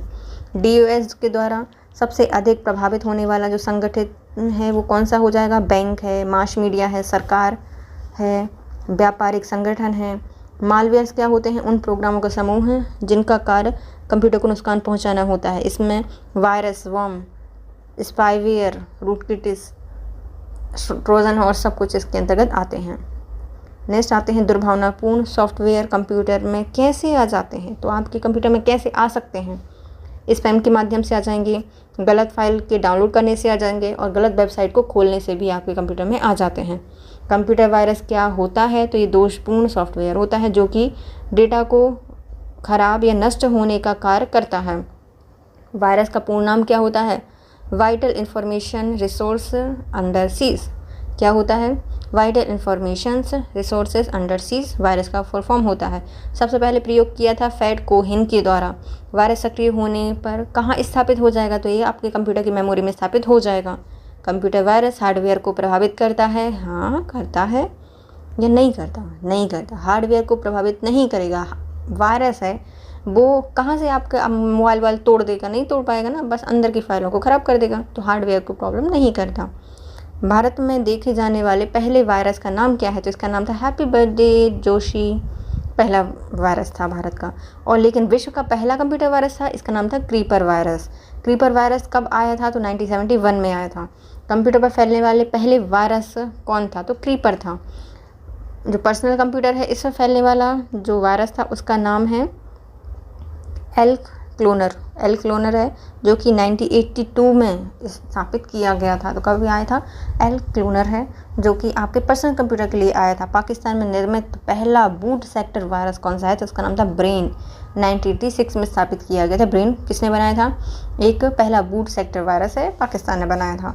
किस वायरस को 6 मार्च का वायरस भी कहा जाता है? तो इसे माइकल एंजेलो वायरस 1991 में आया था। माइकल एंजेलो वायरस को कहा जाता है 6 मार्च का वायरस। कंप्यूटर को प्रभावित करने वाला सबसे बड़ा वायरस कौन सा है? तो आई लव यू 2000 में आया था और सबको प्रभावित किया होगा इसने। फिर आता है वंदे मातरम वायरस। ये वायरस है आपके मॉनिटर पर शांति संदेश देकर समाप्त हो जाता था। वंदे मातरम वायरस है जो कि आता था और बोलता था ओम नमः शिवाय, नहीं ओम शांति ऐसा कुछ बोलता होगा, शांति संदेश देता था और समाप्त हो जाता था।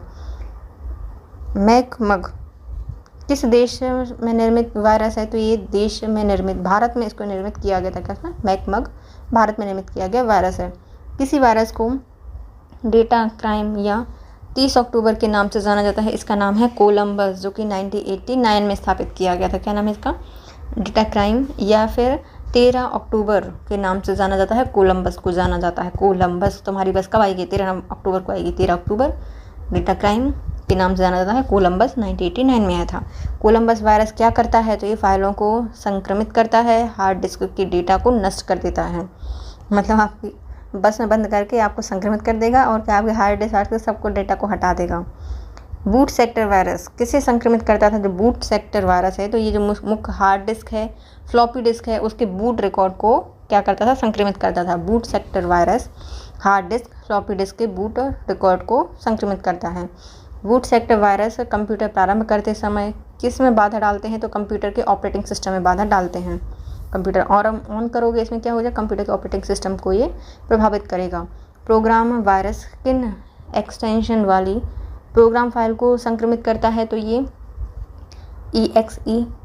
.win और .com को प्रभावित करता है। जो प्रोग्राम वायरस होता है ये एक्सटेंशन वाली ही जो प्रोग्राम फाइल होती हैं उनको संक्रमित करेगा, जैसे कि .exe, .win, .com को ये प्रभावित करेगा। ब्राउज़र हाईजैकर वायरस क्या करता है? तो ये विभिन्न फर्जी वेबसाइटों तक पहुंचाता है। ब्राउज़र हाईजैक है, आपको हाईजैक कर देगा। तो आप जैसे ही वेबसाइट पर जाओगे तो आपको फर्जी वेबसाइट पर पहुंचा देगा। मैक्रो वायरस किसे संक्रमित करता है? छोटा सा है तो डॉक्यूमेंट में जाएगा, किसी भी डॉक्यूमेंट या टेम्पलेट को प्रभावित करता है मैक्रो वायरस। मैक्रो वायरस का मुख्य स्रोत क्या होता है? तो ये ईमेल से आते हैं। मुख्य वायरस का स्रोत है मैक्रो का, ये कहाँ से आते हैं? ईमेल से आते हैं। पॉलीमॉर्फिक वायरस की क्षमता क्या होती है? तो यह वायरस अपने को बार बार बदलने की क्षमता रखता है। पॉलीमॉर्फिक है मतलब क्या करेगा? बार बार खुद को बदल लेगा। पॉलीमॉर्फिक वायरस को रोकना अत्यंत कठिन क्यों होता है? क्योंकि प्रत्येक बार ये संक्रमण बिल्कुल अलग हो जाता है। फिर आता है रेजिडेंट वायरस क्या कहलाता है? तो कंप्यूटर की मेमोरी में खुद को छिपा सकता है और अन्य फाइल या प्रोग्रामों को संक्रमित करता है। तो जो हमारा रेजिडेंट वायरस है ये क्या करता है? कंप्यूटर की जो मेमोरी होती है उनमें खुद को छुपा सकता है और जो अन्य फाइल होती हैं, प्रोग्राम होती हैं, उनको भी संक्रमित करता है रेजिडेंट वायरस। किस वायरस को सिस्टम में निकालना मुश्किल होता है तो रेजिडेंट वायरस को क्या होता है, खुद को कहाँ छिपा लेता है, मेमोरी में छिपा लेता है, फाइलों में छिपा लेता है, इसलिए इसको निकालना कठिन होता है, मुश्किल होता है। चलो हम देखते हैं क्या होता है। डिटर्जेंट से भी नहीं धुलता, रेजिडेंट हो जाता है। चलो याद करें, इनको रिवाइज करें, है ना। दुर्भावनापूर्ण सॉफ्टवेयर मैलिशियस कहलाएंगे। स्पैम मेल से आते हैं, गलत फाइल डाउनलोड करने से आते हैं और गलत वेबसाइट पर जाने या खोलने से भी आ सकते हैं। जो कंप्यूटर वायरस है ये क्या होते हैं, दोषपूर्ण सॉफ्टवेयर होते हैं जो कि डेटा को ख़राब या नष्ट कर सकते हैं। वायरस का पूरा नाम क्या है, vital information resources under seize. शब्द सबसे पहले फैट कोहेन ने दिया था। ये वायरस सक्रिय होने के लिए कहाँ स्थापित करना चाहिए, तो कंप्यूटर की मेमोरी में स्थापित होता है। क्या ये हार्डवेयर को डिस्टर्ब करेगा, ख़राब करेगा, नहीं करेगा, हार्डवेयर को कोई प्रॉब्लम नहीं होगी आपके। भारत में देखे गए पहले वायरस का नाम है हैप्पी बर्थडे रोशी और पहला कंप्यूटर वायरस का नाम था क्रीपर वायरस, 1971 में आया था। नेटवर्क में फैलने वाला वायरस था जो कि पहला वायरस है कीपर। पर्सनल कंप्यूटर में फैला था, उसका नाम था एलिक क्लोनर जो कि 1982 में आया था। पाकिस्तान में निर्मित पहला बूट सेक्टर वायरस कौन सा है, इसका नाम है ब्रेन जो कि 1896 में आया था। किस वायरस को 6 मार्च का वायरस कहा जाता है, तो ये है माइकल एंजेलो, इसको 1991 में स्थापित किया गया था। कंप्यूटर को प्रभावित करने वाला सबसे बड़ा वायरस कौन सा है, इसका नाम है आई लव यू जो कि 2000 में आया था। वंदे मातरम वायरस, ये शांति संदेश देता था मॉनिटर पर और ख़त्म हो जाता था। मैक जो वायरस है ये भारत में स्थापित किया गया था। किस वायरस का डेटा क्राइम 13 अक्टूबर का नाम है कोलंबस है जो कि 1989 में आया था और ये फाइल को संक्रमित करके हार्ड डिस्क के डेटा को नष्ट कर देता था। बूट सेक्टर वायरस किसे संक्रमित करता है, तो हार्ड डिस्क और जो फ्लॉपी डिस्क है उसके बूट रिकॉर्ड को प्रभावित करता है। बूट सेक्टर वायरस प्रारंभ करते समय आपको बाधा आएगी क्योंकि कंप्यूटर ऑपरेटिंग सिस्टम में बाधा आती है। प्रोग्राम वायरस किन एक्सटेंशन फाइल को संक्रमित करता है, तो .exe को, .win को, .com को ये प्रभावित करते हैं। ब्राउज़र हाईजैकर वायरस क्या होते हैं, तो ये किसी फर्जी वेबसाइट तक पहुंचता है। मैक्रो वायरस किसे संक्रमित करता है, तो किसी डॉक्यूमेंट या टेम्पलेट को प्रभावित करता है। मैक्रो वायरस का मुख्य स्रोत क्या होता है, तो ये ईमेल को प्रभावित करता है। पॉलीमॉर्फिक वायरस की क्षमता क्या होती है, ये अपना रूप रंग बदल लेता है बार बार, इसको रोकना अत्यंत कठिन होता है क्योंकि ये हर बार बदल जाता है।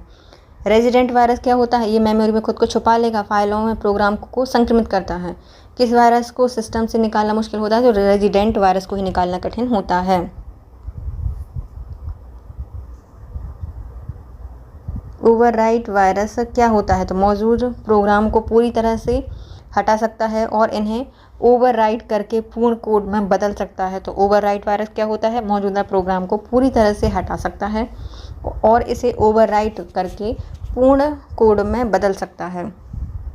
स्पेस किलर वायरस को किस नाम से जाना जाता है, तो इसे कहा जाता है कैविटी वायरस के नाम से। जो स्पेस किलर वायरस है इसे कहा जाता है कैविटी वायरस। स्पेस में किल कर देगा, आपको दांत कैविटी हो जाएगी, ब्रश तो वहाँ पे होगा ना, टूथपेस्ट नहीं कर पाओगे, है ना, तो क्या हो जाएगा, कैविटी वायरस के नाम से भी इसको जाना जाता है space killer. Space killer virus क्या करता है, तो ये फाइलों को खाली स्थान को वायरस से भर देता है। जितनी फाइलें हैं उसको जैसे खाली स्थान उसको क्या कर देगा, वायरस से भर देगा। तो स्पेस किलर वायरस है ये। लॉजिक बॉम्ब क्या होते हैं, तो ये मालवेयर होते हैं जो कि अंतर्विष्ट कोड होते हैं जिसको किसी प्रोग्राम में जानबूझकर डाल दिया जाता है, इसे लॉजिक बॉम्ब कहा जाता है। मालवेयर में अंतर्विष्ट कोड है जिसको किसी कंप्यूटर में जानबूझकर डाल देते हैं। टाइम बॉम्ब क्या होता है, ऐसे वायरस जो कि समय बीतने पर या किसी खास तारीख को ही चलते हैं, उन्हें टाइम बॉम्ब कहा जाता है। नेक्स्ट आते हैं ग्रेवेयर क्या होते हैं, मालवेयर की तुलना में कम हानिकारक और गंभीर होते हैं। तो ग्रेवेयर क्या होते हैं, मालवेयर की तुलना में कम हानिकारक और गंभीर होते हैं। ग्रेवेयर के अंतर्गत कौन से प्रोग्राम शामिल होते हैं, तो इसमें स्पाईवेयर होता है, एडवेयर होता है, डायलर्स होते हैं जो प्रोग्राम होते हैं और रूट किट्स होते हैं। तो जो ग्रेवेयर होते हैं इसमें क्या क्या होते हैं, स्पाईवेयर होंगे, एडवेयर होंगे, डायलर्स होते हैं जो प्रोग्राम होते हैं और रूट किट्स होते हैं। रूट किट्स होते क्या हैं, तो कंप्यूटर सॉफ्टवेयर का संग्रह होते हैं जो कि आमतौर पर गलत उद्देश्यों का रूप या पूरा करने के लिए बनाए जाते हैं। रूट किट्स होते हैं क्या होते हैं, कंप्यूटर सॉफ्टवेयर का संग्रह है जो आमतौर पर क्या होते हैं, गलत उद्देश्यों को पूरा करने के लिए बनाए जाते हैं। रूट किट को और क्या कहा जाता है, तो इन्हें कहा जाता है जेल बैंकिंग। क्या कहा जाता है, जेल बैंकिंग मालवेयर कहा जाता है, जेल बैंकिंग मालवेयर कहा जाता है।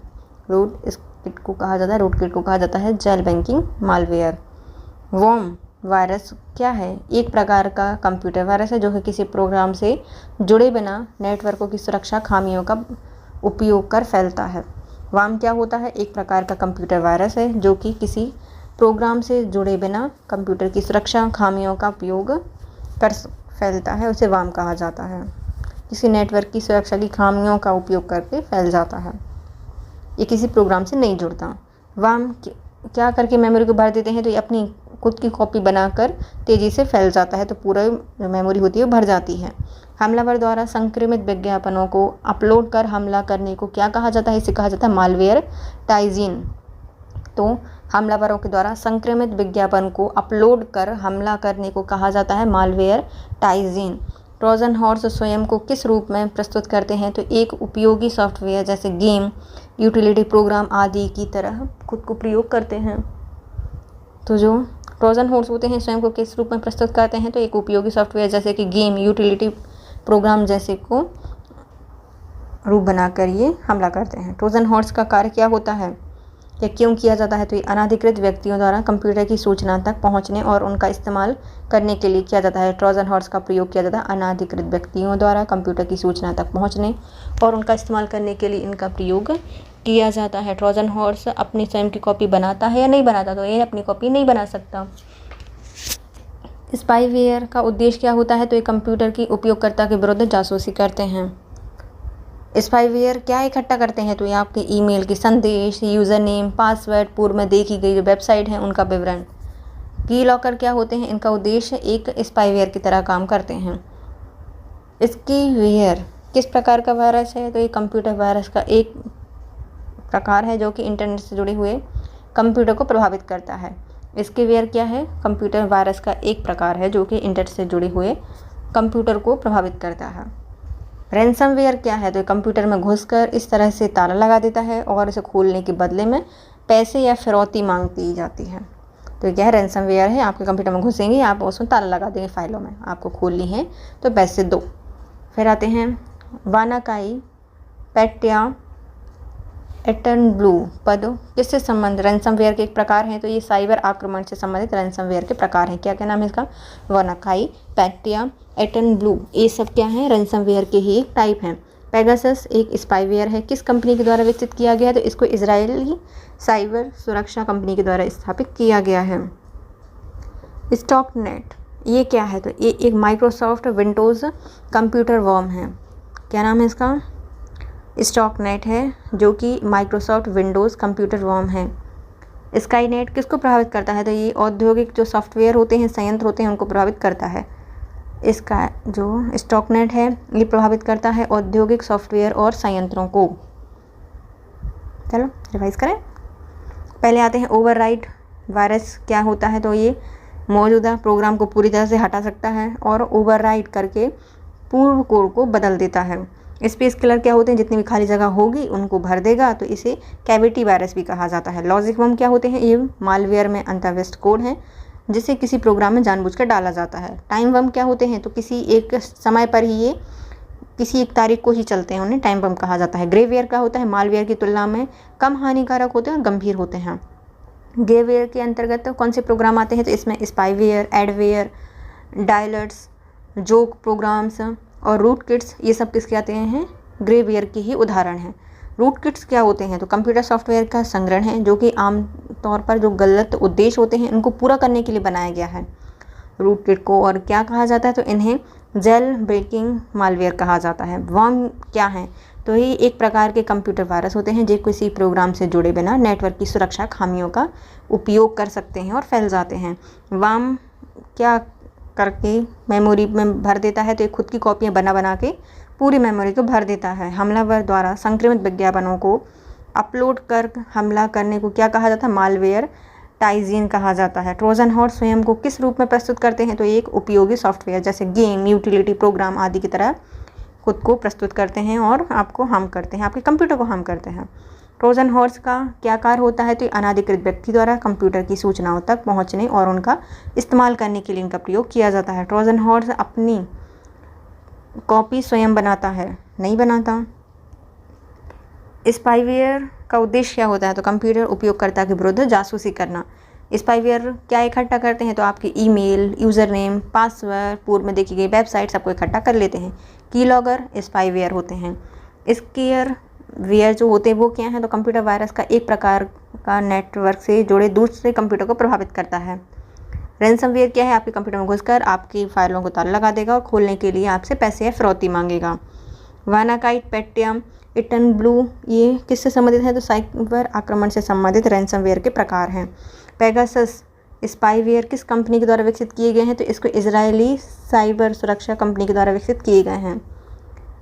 और स्टॉक नेट्स एक माइक्रोसॉफ्ट विंडोज़ कंप्यूटर वर्म है। स्टाइक नेट्स किसको प्रभावित करते हैं, तो औद्योगिक सॉफ्टवेयर और संयंत्रों को प्रभावित करते हैं।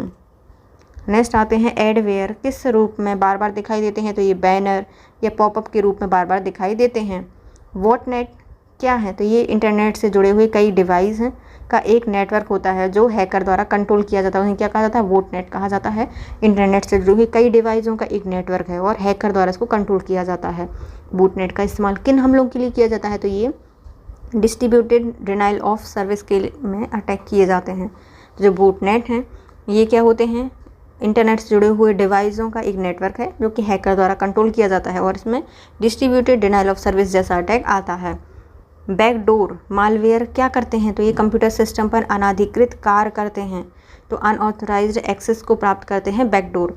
नेक्स्ट आते हैं प्रॉक्सी सर्वर, क्या होता है, जो प्रॉक्सी सर्वर है मुख्य सर्वर ये उपयोगकर्ता के बीच में फिल्टर का काम करता है, उन्हें कहा जाता है प्रॉक्सी सर्वर। विश्व का पहला एंटीवायरस कौन सा है, इसका नाम है रीपर। पहला वायरस था क्रीपर, उसको ठीक करने के लिए आया रीपर। 1970 के दशक में अमेरिका के द्वारा इसको बनाया गया था। 71 में क्रीपर आया था, क्रीपर से पहले बन गया था रीपर। फिर आता है डाटा को password, retina scanner, fingerprint, login password आदि से सुरक्षित किया जाता है। इसे क्या कहा जाता है, इसे कहा जाता है ऑथेंटिकेशन। SSL सर्टिफिकेट की आवश्यकता क्यों होती है, क्योंकि संवेदनशील जानकारी जैसे कि credit card number, password hacker और ऑनलाइन चोरी द्वारा चोरी या छेड़छाड़ किए जाने की जोखिम को कम करने के लिए इसका प्रयोग किया जाता है। SSL सर्टिफिकेट की आवश्यकता होती है क्योंकि संवेदनशील जानकारी जैसे कि credit card number, password hackers और ऑनलाइन चोरी द्वारा चोरी या छेड़छाड़ किए जाने वाले जोखिम को कम करने के लिए इसका प्रयोग किया जाता है। सभी वेबसाइटों को HTTPS से में कन्वर्ट करने की आवश्यकता क्यों होती है, क्योंकि SSL सर्टिफिकेट के लिए। तो कोई भी वेबसाइट है उसको HTTPS में कन्वर्ट करने के लिए आवश्यकता होती है SSL सर्टिफिकेट की। TLS का पूरा नाम क्या होता है, transport layer security. Transport layer security TLS का पूर्ण रूप है transport layer security. TLS transport layer किसका अपग्रेडेड वर्जन है, तो ये SSL का अपग्रेडेड वर्जन है। ट्रांसपोर्ट लेयर सिक्योरिटी किसका अपग्रेडेड वर्जन है, SSL का। इनक्रिप्शन क्या होते हैं, तो एक ऐसी प्रक्रिया है जिसके द्वारा प्लेन टेक्स्ट संदेश को कोडेड संदेश में परिवर्तित किया जाता है, उसे क्या कहा जाता है, इनक्रिप्शन कहा जाता है। मूल संदेश को कूट भाषा में बदलने की प्रक्रिया कहलाती है इनक्रिप्शन। कि जो मूल संदेश है उसको हमने कूट बदल दिया, इनक्रिप्शन हो गया। इनक्रिप्शन डाटा को एक्सेस करने के लिए क्या करना होगा, तो उसे डिक्रिप्ट करना पड़ेगा। क्या करना पड़ेगा, उसको जो इनक्रिप्टेड डाटा है उसको पढ़ना है तो हमें क्या करना पड़ेगा, उसको डिक्रिप्ट करना पड़ेगा। डिक्रिप्शन या जो डिक्रिप्शंस होता है उसके लिए जो कूट भाषा को मूल संदेश में बदलने की प्रक्रिया होती है, क्या कहा जाता है, डिक्रिप्शन कहा जाता है। डिक्रिप्शन। इनक्रिप्शन किस ओर रहती है, तो ये सेंडर रिसीवर भेजने वाले और या सेंडर की तरफ होती है हमेशा इनक्रिप्शन। डिक्रिप्शन किसके पास होती है, तो प्राप्त करने वाले रिसीवर की तरफ होती है। क्रिप्टोग्राफी क्या है, तो ये इनक्रिप्शन और डिक्रिप्शन दोनों को एक साथ प्रयोग करने के लिए किया जाता है। क्रिप्टोग्राफी का प्रयोग इनक्रिप्शन और डिक्रिप्शन के लिए एक साथ प्रयोग करने के लिए किया जाता है, क्रिप्टोग्राफी का प्रयोग। एंड टू एंड इनक्रिप्शन में भेजे गए डेटा को कौन देख या पढ़ सकता है, तो सिर्फ भेजने वाला और प्राप्त करने वाला ही देख और पढ़ सकता है। ब्लोफिश या टूफिश किसके उदाहरण हैं, तो ये हैं सिमेट्रिक इनक्रिप्शन के। ब्लोफिश और टूफिश हैं वो सिमेट्रिक इनक्रिप्शन के उदाहरण हैं। WPA3 क्या है, तो ये सबसे उच्च कोटि के वाईफाई सुरक्षा प्रोटोकॉल है। WPA 3 ये सबसे उच्च कोटि का वाईफाई सुरक्षा प्रोटोकॉल है। सूचना प्रौद्योगिकी अधिनियम 2000 की किस धारा में डिजिटल हस्ताक्षरों को परिभाषित किया गया है? तो धारा 2 के 1 के पी में। सुरक्षा प्रौद्योगिकी अधिनियम 2000 के तहत किस धारा में डिजिटल हस्ताक्षर को प्रमाणीकृत किया गया है, परिभाषित किया गया है? धारा 2(1) पी में। डिजिटल हस्ताक्षर प्रमाण पत्र अधिकतम कितने वर्षों तक की अवधि के लिए वैध होते हैं? तो अधिकतम 2 वर्षों की अवधि के लिए वैध किए जाते हैं। डिजिटल हस्ताक्षर जो प्रमाण पत्र है वो कितने साल के लिए दिया जाता है? 2 साल के लिए ही बस दिया जाता है। नेक्स्ट आते हैं, फायरवॉल क्या है? तो एक डिवाइस है जिसमें हार्डवेयर और सॉफ्टवेयर दोनों होते हैं। तो फायरवॉल क्या होती है? एक डिवाइस होती है जिसमें क्या है, हार्डवेयर सॉफ्टवेयर दोनों होते हैं। फायरवॉल किन नेटवर्कों के बीच गेट का काम करता है? तो सामान्य नेटवर्क और सुरक्षा नेटवर्क के बीच में ये गेटवे का काम करता है। फायरवॉल को और क्या कहा जाता है? तो कंप्यूटर का सेफ्टी बल्ब कहा जाता है। फायरवॉल को कहा जाता है कंप्यूटर का safety bulb.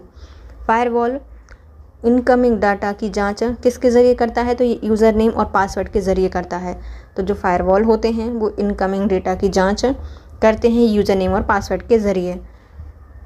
Next, generation firewall किस तरीके का उपयोग करती है? तो ये सैंडबॉक्स तकनीक और थ्रेट रोकथाम तकनीक का प्रयोग करती है। जो नेक्स्ट जनरेशन फायरवॉल है वो किस तकनीक का प्रयोग करेगी? वो सैंडबॉक्स तकनीक का प्रयोग करेगी और थ्रेट रोकथाम तकनीक का प्रयोग करेगी। डिजिटल हस्ताक्षर को वैधानिक मान्यता कब प्राप्त हुई थी? तो इनको प्रदान की गई थी सूचना प्रौद्योगिकी अधिनियम 2000 के तहत 2008 में। डिजिटल हस्ताक्षर को वैधता मान्यता प्राप्त हुई थी सूचना प्रौद्योगिकी अधिनियम 2000 के तहत 2008 में। चलो अब करते हैं इनको रिवाइज, है ना। पहले आते हैं एडवेयर के रूप में दिखेंगे, बार बार आपके बैनर में पॉपअप के रूप में दिखते हैं। वॉटनेट क्या होते हैं? तो इंटरनेट से जुड़े हुए कई डिवाइसों की नेटवर्क होता है जो कि हैकर द्वारा कंट्रोल किया जाता है। वॉटनेट का इस्तेमाल किन हमलावरों के द्वारा किया जाता है? जो डिस्ट्रीब्यूटेड डिनायल ऑफ सर्विस होते हैं उनके द्वारा किया जाता है। बैकडोर क्या होता है? तो कंप्यूटर सिस्टम पर अनाधिकृत कार्य करेगा, एक्सेस करने का काम करता है। प्रॉक्सी सर्वर क्या करते हैं? तो ये मुख्य सर्वर और जो उपयोगकर्ता के बीच होता है फिल्टर का काम करेगा। विश्व का पहला एंटीवायरस था रीपर, जो कि 1970 में बना था, USA ने बनाया था। डेटा को password, retina scan, finger impression और जो हमारे लॉगिन पासवर्ड वगैरह सुरक्षित करना क्या कहलाता है? ऑथेंटिकेशन कहलाता है। SSL सर्टिफिकेट की आवश्यकता क्यों होती है? जो संवेदनशील जानकारियाँ होती हैं जैसे कि क्रेडिट नंबर, पासवर्ड, हैकर और ऑनलाइन चोरी को छेड़छाड़ से बचाने के लिए या कम करने के लिए हम किसका प्रयोग करते हैं? SSL सर्टिफिकेट का प्रयोग करते हैं। किसी वेबसाइट में HTTPS में कन्वर्ट करने के लिए आवश्यक होती है SSL सर्टिफिकेट। जो TLS है इसका फुल फॉर्म क्या है? Transport layer security. Transport layer security किसका अपग्रेडेड वर्जन है? तो ये SSL का अपग्रेडेड वर्जन है। इनक्रिप्शन क्या है? तो एक ऐसी प्रक्रिया है जिसके द्वारा प्लेन टेक्स्ट संदेश को कोडेड संदेश में परिवर्तित किया जाता है। मूल संदेश को कोड भाषा में बदलने की प्रक्रिया क्या कहलाती है? इनक्रिप्शन कहलाती है। इनक्रिप्टेड डेटा को एक्सेस करने के लिए क्या किया जाता है? तो उसे डिक्रिप्ट किया जाता है। डिक्रिप्शन जो कोड भाषा होती है उसको मूल संदेश में बदल देता है। इनक्रिप्शन किसके पास होगा? सेंडर के पास। डिक्रिप्शन प्राप्तकर्ता के पास। क्रिप्टोग्राफी क्या होती है? जो इनक्रिप्शन और डिक्रिप्शन दोनों के लिए एक साथ प्रयोग करेगा। एंड टू एंड इनक्रिप्शन में क्या होता है? जो लिखा गया डेटा है वो सिर्फ भेजने वाले और प्राप्त करने वाले को ही पता होता है। नेक्स्ट आता है क्रिप्टोग्राफी क्या होती है? तो इनक्रिप्शन और डिक्रिप्शन दोनों के एक साथ में उपयोग करना क्रिप्टोग्राफी कहलाती है। एंड टू एंड इनक्रिप्शन में भेजेगा डेटा को देख सकते हैं भेजने वाला और प्राप्त करने वाला। ब्लोफिश और टू फिश है, इसका प्रयोग ये किसके उदाहरण है? तो ये सिमेट्रिक इनक्रिप्शन के उदाहरण हैं। WPA3 क्या है? तो एक उच्च कोटि का वाईफाई सुरक्षा प्रोटोकॉल है। सूचना प्रौद्योगिकी अधिनियम 2000 की किस धारा में जो डिजिटल हस्ताक्षर है उनको परिभाषित किया गया है? धारा 2 की 1 पी में। डिजिटल हस्ताक्षर जो प्रमाण पत्र है 2 साल के लिए मिलता है।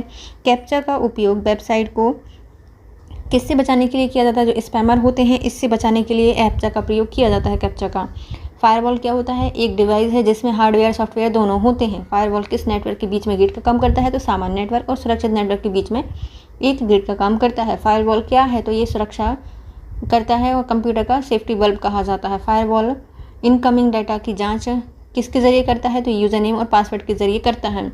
नेक्स्ट, जनरेशन फायरवॉल किस तकनीक का उपयोग करते हैं? तो ये सैंडबॉक्स तकनीक और जो थ्रेट रोकथाम तकनीक है उसका प्रयोग करते हैं।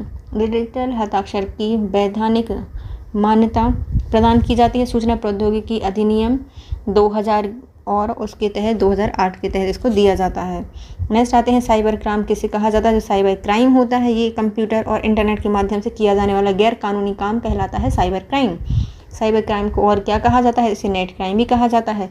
साइबर स्पेस शब्द सबसे पहले प्रयोग किया था अमेरिकी कैनेडियन लेखक विलियम गिब्सन के द्वारा 1982 में। सबसे पहले जो साइबर स्पेस है इसको किसने दिया था, तो भैया ऊपर जाओगे गायब हो जाओगे, तो विलियम गिब्सन के द्वारा 1982 में दिया गया था, जो कि अमेरिकन कैनेडियन लेखक थे। साइबर हमले के कौन से रूप हो सकते हैं, इंटरप्शन, इंटरसेप्शन, मॉडिफिकेशन, संरचना, ये फैब्रिकेशन इसमें हो सकता है। तो जो साइबर हमला है इसके क्या क्या रूप हो सकते हैं, इंटरप्शन हो सकता है, इंटरसेप्शन हो सकता है, मॉडिफिकेशन हो सकता है, संचार, ये संरचना भी इसके अंतर्गत आती है। नेक्स्ट आते हैं सूचना प्रौद्योगिकी आईटी अधिनियम 2000 कब लागू किया गया था, 17 अक्टूबर 2000 को, 17 अक्टूबर 2000 को, 17 अक्टूबर 2000 को, 17 अक्टूबर 2000 को इसको लागू किया गया था। सूचना प्रौद्योगिकी अधिनियम 2000 कब लागू किया गया, 17 अक्टूबर 2000 को। सूचना प्रौद्योगिकी अधिनियम में पहली बार संशोधन 2008 में हुए हैं। आईटी एक्ट 2000 की किस धारा में, 2015 में श्रेया सिंगर हैं नामक भारत संघ के मामले में फैसला सुनाते हुए रद्द कर दिया गया था। तो इसकी धारा 66(1) में जो श्रेया सिंघर हैं इन्होंने भारत पर एक केस किया, भारत संघ पर एक मामला आया जिससे इसको रद्द कर दिया गया था, धारा 66(1) को। फिर आईटी अधिनियम की किस धारा के तहत इलेक्ट्रॉनिक रिकॉर्ड या डिजिटल सिग्नेचर की वैधता होती है, 3 धारा में। धारा 3 के अंतर्गत आईटी अधिनियम की धारा 3 है जिसमें इलेक्ट्रॉनिक रिकॉर्ड और डिजिटल सिग्नेचर वैध होते हैं। धारा 3 में सिग्नेचर दिए जाते हैं धारा 2 के अंतर्गत। आईटी नियम की धारा किस में इलेक्ट्रॉनिक रिकॉर्ड एवं डिजिटल सिग्नेचर की वैधता है, तो जो आईटी अधिनियम है इसमें धारा 3 के अंतर्गत कहा गया है कि इलेक्ट्रॉनिक रिकॉर्ड और डिजिटल सिग्नेचर की वैधता होगी। डिजिटल सिग्नेचर किस में दिए गए हैं, धारा 2 में दिए गए हैं, उसकी वैधता 3 में दी गई है। आईटी अधिनियम की किस धारा के तहत साइबर अपील अधिकरण की स्थापना का प्रावधान है, तो धारा 48 में। तो साइबर अपील अधिकरण की स्थापना के बारे में बात की गई है धारा 48 के अंतर्गत। किस अधिनियम की धारा के अंतर्गत एकांत भंग करने पर दंड दिया गया है, तो मतलब आपकी जो प्राइवेसी है उसको भंग करने के लिए कहा गया है। धारा 66 में ई में प्रावधान किया गया है कि कोई भी आपकी प्राइवेसी भंग करता है तो उसके लिए सज़ा दी जाएगी। तो एकांता भंग करने के लिए दंड का प्रावधान है धारा 66 के ई में। किस धारा में साइबर आतंकवाद के लिए दंड का प्रावधान है, तो 66F में दिया गया है। देखो हम धारा 3 यहाँ पढ़ेंगे कौन कौन सी, देखो 4 पढ़ेंगे। पहले तो आते हैं जो हमारे इलेक्ट्रॉनिक रिकॉर्ड हैं, डिजिटल सिग्नेचर हैं, उनकी वैधता दी गई है धारा 3 में। साइबर अपील का अधिकरण धारा 48 में दिया गया है। एकांत भंग करने पर दंड दिया गया है धारा 66 के ई में। और जो हमारा साइबर आतंकवाद है उसके लिए दंड का प्रावधान है धारा 66 के एफ में। आईटी अधिनियम के किस धारा के तहत अश्लील सामग्री एवं इलेक्ट्रॉनिक रूप से प्रकाशन के लिए दंड दिया गया है, धारा 67 में दिया गया है। कोई भी अश्लील सामग्री को प्रसारित किया जाता है उसको धारा 67 के तहत दंड का प्रावधान है। आईटी अधिनियम की किस धारा के अंतर्गत कामुकता व्यक्त करने वाली सामग्री के प्रकाशन के लिए प्रावधान है, दंड का प्रावधान है, तो ये 67 में। देखो यदि कोई भी अश्लील सामग्री प्रकाशित की जाती है तो 67 के तहत दंड का प्रावधान है। और कोई भी जो कामुक व्यक्त करने वाली सामग्री है उसको प्रकाशित किया जाएगा तो 67 के ए में दंड का प्रावधान है। और जो अश्लील सामग्री वाले कोई प्रसाधन है उनके दंड के लिए प्रावधान है। बच्चों को संबंधित है तो 66 के बी में बच्चों से संबंधित ये प्रावधान किए गए हैं। नेक्स्ट आते हैं आईपीसी की धारा 420 फर्जी वेबसाइट का साइबर फ्रॉड से संबंधित है। 420 लग जाएगी धारा, फर्जी वेबसाइट का साइबर फ्रॉड से संबंधित है। साइबर पोर्नोग्राफी के लिए सूचना प्रौद्योगिकी अधिनियम 2000 की किस धारा में प्रावधान किया गया है, तो धारा 67 के तहत पोर्नोग्राफी के लिए दंड का प्रावधान है। सेंट इन का नाम क्या है, तो Indian computer emergency response team. ये क्या है, इसका पूरा नाम है सेट इनका क्या नाम है, Indian computer emergency response team. ये कब गठित की गई थी, 2004 में गठित की गई थी। साइबर अपराधों की आकस्मिक रोकथाम के साथ साथ गुणवत्ता सेवाएं उपलब्ध कराने के लिए इसको गठित किया गया था। भारत में साइबर सुरक्षा से संबंधित खतरों का विश्लेषण करने, अनुमान लगाने, चेतावनी देने के लिए नोडल एजेंसी किसने बनाई थी, तो भारत आपात प्रतिक्रिया टीम जो हमारी सेट इन है इनके द्वारा इसको बनाया गया था। ये साइबर अपराध के जो खतरे हैं उन पर अंकुश लगाने के लिए, चेतावनी देने के लिए और ऐसी एजेंसी बनाई गई थी। राष्ट्रीय साइबर सुरक्षा एजेंसी, ये जो नीति है 2013 जारी करने के तहत अति संवेदनशील सूचनाओं के संरक्षण के लिए किसका गठन किया गया है? तो राष्ट्रीय अति संवेदनशील सूचना अवसंरचना संरक्षण केंद्र की स्थापना की गई है। NCIIPC को स्थापित किया गया है 2013 के द्वारा। तो राष्ट्रीय साइबर सुरक्षा नीति 2013 जारी करने के तहत अति संवेदनशील सूचनाओं के संरक्षण के लिए गठित की गई है राष्ट्रीय अति संवेदनशील सूचना अवसंरचना संरक्षण केंद्र। NCIIPC का पूरा नाम है national critical information infrastructure protection centre. क्या नाम है? National critical information infrastructure protection centre. अंतर एजेंसी समन्वय के लिए किसकी स्थापना की गई है? तो भारतीय साइबर अपराध समन्वय केंद्र की स्थापना की गई है। I4C की स्थापना की गई है। अंतर एजेंसी समन्वय के लिए भारतीय साइबर अपराध समन्वय केंद्र की स्थापना की गई है। वैक्सीन सॉफ्टवेयर का उपयोग किस लिए किया जाता है? तो ये वायरस की कमियों पर नियंत्रण करने के लिए की जाती है। तो वैक्सीन सॉफ्टवेयर बनाया जाता है वायरस की कमी पर नियंत्रण करने के लिए। नए सॉफ्टवेयर का विकास किसने किया था? तो ये centre for development of advance computing CDEC के द्वारा इसकी स्थापना की गई थी। NCIIPC किसके अधीन काम करता है? तो राष्ट्रीय तकनीकी अनुसंधान संगठन NTRO के अंतर्गत काम करता है। NCIIP काम करता है राष्ट्रीय तकनीकी अनुसंधान संगठन NTRO के अंतर्गत।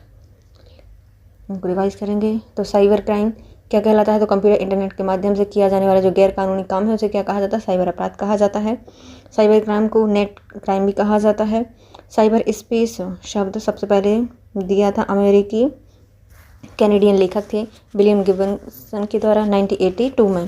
साइबर हमले में कौन से हो सकते हैं? तो इसमें होता है इंटरसेप्शन, मॉडिफिकेशन और संरचना या फैब्रिकेशन भी होता है। सूचना प्रौद्योगिकी अधिनियम 2000 के अंतर्गत कब लागू किया गया था? 17 अक्टूबर 2000 को लागू किया गया था। इसको संशोधित किया गया है 2008 में।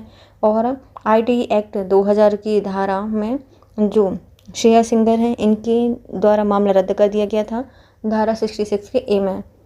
IT अधिनियम की किस धारा के तहत इलेक्ट्रॉनिक रिकॉर्ड एवं डिजिटल सिग्नेचर की वैधता दी गई है? तो धारा 3 में दी गई है। और साइबर अपील अभिकरण की स्थापना करने की बात की गई है धारा 48 में। एकांता भंग करने के लिए प्रावधान किया गया है धारा 66 की E में। और जो साइबर आतंकवाद है इसके लिए धारा 66 के F में प्रावधान किया गया है। कोई भी अश्लील सामग्री है इलेक्ट्रॉनिक रूप से प्रसारित की जाती है तो धारा 66 के 67 के तहत इसमें दंड का प्रावधान है। और कामुक व्यक्त करने वाली वस्तुओं का प्रकाशन करने पर 67A का तहत दंड का प्रावधान किया गया है। जो अश्लील बच्चों से संबंधित अश्लील सामग्री है वो यदि प्रकाशित की जाती है तो धारा 67B के तहत प्रावधान किया गया है दंड का। IPC की धारा 420 ये क्या है? फर्जी वेबसाइट के द्वारा फ्रॉड करने से संबंधित है। साइबर पोर्नोग्राफी के लिए जो प्रावधान किया गया है वो धारा 67 में किया गया है। CERN इनका पूरा नाम है Indian computer emergency response team. CERN इनका गठन किया गया है 2004 में। ये साइबर जो अपराध हैं उनके आकस्मिक रोक के लिए गुणवत्ता उपलब्ध कराती है सेवाएं। और जो साइबर सुरक्षा से खतरे हैं इनका विश्लेषण करने के लिए, अनुमान लगाने के लिए, जो चेतावनी देने के लिए नोडल एजेंसी है उसका नाम है भारतीय कंप्यूटर आपात प्रतिक्रिया टीम। सन 2004 में इसकी स्थापना की गई थी। राष्ट्रीय साइबर सुरक्षा नीति 2013 जारी रखने के तहत अति संवेदनशील सूचनाओं के संरक्षण के लिए किसका गठन किया गया है? तो राष्ट्रीय अति संवेदनशील सूचना अवसंरचना संरक्षण केंद्र की स्थापना की गई थी NCIIP की। NCIIP का फुल फॉर्म क्या होता है? National critical information infrastructure protection centre. अंतर एजेंसी समन्वय किसके तहत स्थापना की गई है? तो इसमें भारतीय साइबर अपराध समन्वय केंद्र की स्थापना की गई है। वैक्सीन सॉफ्टवेयर का उपयोग क्या है? तो ये वायरस की कमियों को पर नियंत्रण करता है। नैन सॉफ्टवेयर इसको CDEC ने बनाया है। NCIIP है ये राष्ट्रीय तकनीकी अनुसंधान संगठन के अंतर्गत काम करता है। जो भारतीय तकनीकी अनुसंधान संस्थान है नेत्रो, ये प्रधानमंत्री कार्यालय PMO के राष्ट्रीय सुरक्षा सलाहकार इसके निर्माणाधीन में होते हैं, नियंत्रण में होते हैं। नेत्रो का पूरा नाम क्या है? नेशनल टेक्निकल रिसर्च ऑर्गेनाइजेशन 2004 में इसकी स्थापना भी की गई थी। भारतीय साइबर अपराध समन्वय केंद्र I4C की स्थापना कब और कहाँ की गई थी? अक्टूबर 2018 में नई दिल्ली में की गई थी। तो भारतीय साइबर अपराध समन्वय केंद्र I4C की स्थापना 2018 में अक्टूबर में की गई थी। बुडापेस्ट कन्वेंशन 1 जुलाई 2004 में स्थापित हुआ था। तो बुडापेस्ट कन्वेंशन कब हुआ था? बुडापेस्ट कन्वेंशन 1 जुलाई 2004 को। बुडापेस्ट कन्वेंशन किस पर आधारित है? तो ये साइबर क्राइम पर आधारित एक संधि थी। स्मार्ट डॉग क्या है? तो एक प्रकार का सॉफ्टवेयर है जिसका प्रयोग कंप्यूटर वायरस को समाप्त करने के लिए किया जाता है। स्मार्ट डॉग है ये सॉफ्टवेयर है जो कि कंप्यूटर के अंदर वायरस को समाप्त कर देगा। पैलाडियम क्या है? तो एक प्रणाली है जो कि माइक्रोसॉफ्ट कंपनी ने कंप्यूटर सुरक्षा को चुस्त दुरुस्त करने के लिए विकसित की थी। पैलाडियम क्या है? माइक्रोसॉफ्ट के द्वारा बनाया गया है। हैंडशेक किससे संबंधित है? तो ये सूचनाओं का वह श्रृंखला है जो 2 या 2 से अधिक कंप्यूटर नेटवर्कों की सूचनाओं के आदान प्रदान करने के लिए प्रयुक्त की जाती है, हैंडशेक। नेक्स्ट आते हैं ब्लॉकचेन क्या होती है? तो ब्लॉकचेन प्रौद्योगिकी किसकी संभावनाएं कम हो जाएंगी? इसमें हैकिंग और साइबर अपराध की जो समस्याएं हैं वो कम हो जाएंगी। ब्लॉकचेन प्रौद्योगिकी में हैकिंग और साइबर अपराध की संभावनाएं कम हो जाती हैं। भारत में ब्लॉकचेन प्रौद्योगिकी कहाँ पायलट परियोजना है उसके रूप में विकसित की गई है? तो तेलंगाना और आंध्र प्रदेश में विकसित किया गया है। जो ब्लॉकचेन है इसको तेलंगाना आंध्र प्रदेश में एक पायलट प्रोजेक्ट के रूप में स्टार्ट किया गया है। डेटा इंक्रिप्शन की आवश्यकता क्यों है? तो प्रमाणीकरण के लिए, गोपनीयता के लिए, नियामक अनुपालन के लिए और सुरक्षा के लिए। तो जो डेटा इंक्रिप्शन है क्यों किया जाता है? प्रमाणीकरण के लिए किया जाता है, गोपनीयता के लिए किया जाता है, नियामक अनुपालन और सुरक्षा के लिए किया जाता है। क्रैकिंग किसे कहते हैं? तो किसी की इजाज़त के बगैर इंटरनेट सुरक्षा को तोड़कर कंप्यूटर से डाटा चुराना क्या कहलाती है? क्रैकिंग कहलाती है। क्रैकिंग को अंजाम देने वाले व्यक्ति को क्या कहा जाता है? क्रैकर कहा जाता है या फिर ब्लैक हेड हैकर कहा जाता है। की लॉकर क्या है? तो कंप्यूटर में दबाई गई जो की होती हैं उन पर निगरानी रखने वाले एक रिकॉर्डर होता है, की लॉकर। नेक्स्ट आता है स्कैरीवेयर क्या है? तो ये यहाँ किस तरह का लालच देता है? तो यूज़र को फ्री और एंटीवायरस सॉफ्टवेयर डाउनलोड करने के लिए लालच देता है। जो स्कैरीवेयर है वो क्या करता है? फ्री जो यूज़र्स होते हैं उनको फ्री में कोई भी सॉफ्टवेयर दे देगा, एंटीवायरस दे देगा, उनको डाउनलोड करने का लालच देता है। ट्रोजन हॉर्स को क्या कहा जाता है? तो ट्रोजन हॉर्स को कहा जाता है हाइड मालवेयर। क्या कहा जाता है? हाइड मालवेयर सॉफ्टवेयर है, ये प्रोग्राम है। नेटवर्क वायरस किस माध्यम से फैलता है? जो नेटवर्क वायरस है वो स्थानीय नेटवर्क क्षेत्र लैन और इंटरनेट के माध्यम से फैलता है। नेटवर्क वायरस स्थानीय नेटवर्क क्षेत्र से और इंटरनेट के माध्यम से फैलता है। डायरेक्टरी वायरस क्या कहलाते हैं? जो डायरेक्टरी वायरस जो फाइल का पाथ बदल देते हैं। डायरेक्टरी वायरस क्या होते हैं? फाइल का पाथ बदल देंगे। IBM जो IBM द्वारा है भारत का पहला साइबर सुरक्षा केंद्र कहाँ पे स्थापित किया गया है? तो इन्होंने बेंगलोर में स्थापित किया है। IBM कंपनी ने भारत में एक पहला साइबर सुरक्षा केंद्र बनाया है बेंगलोर में।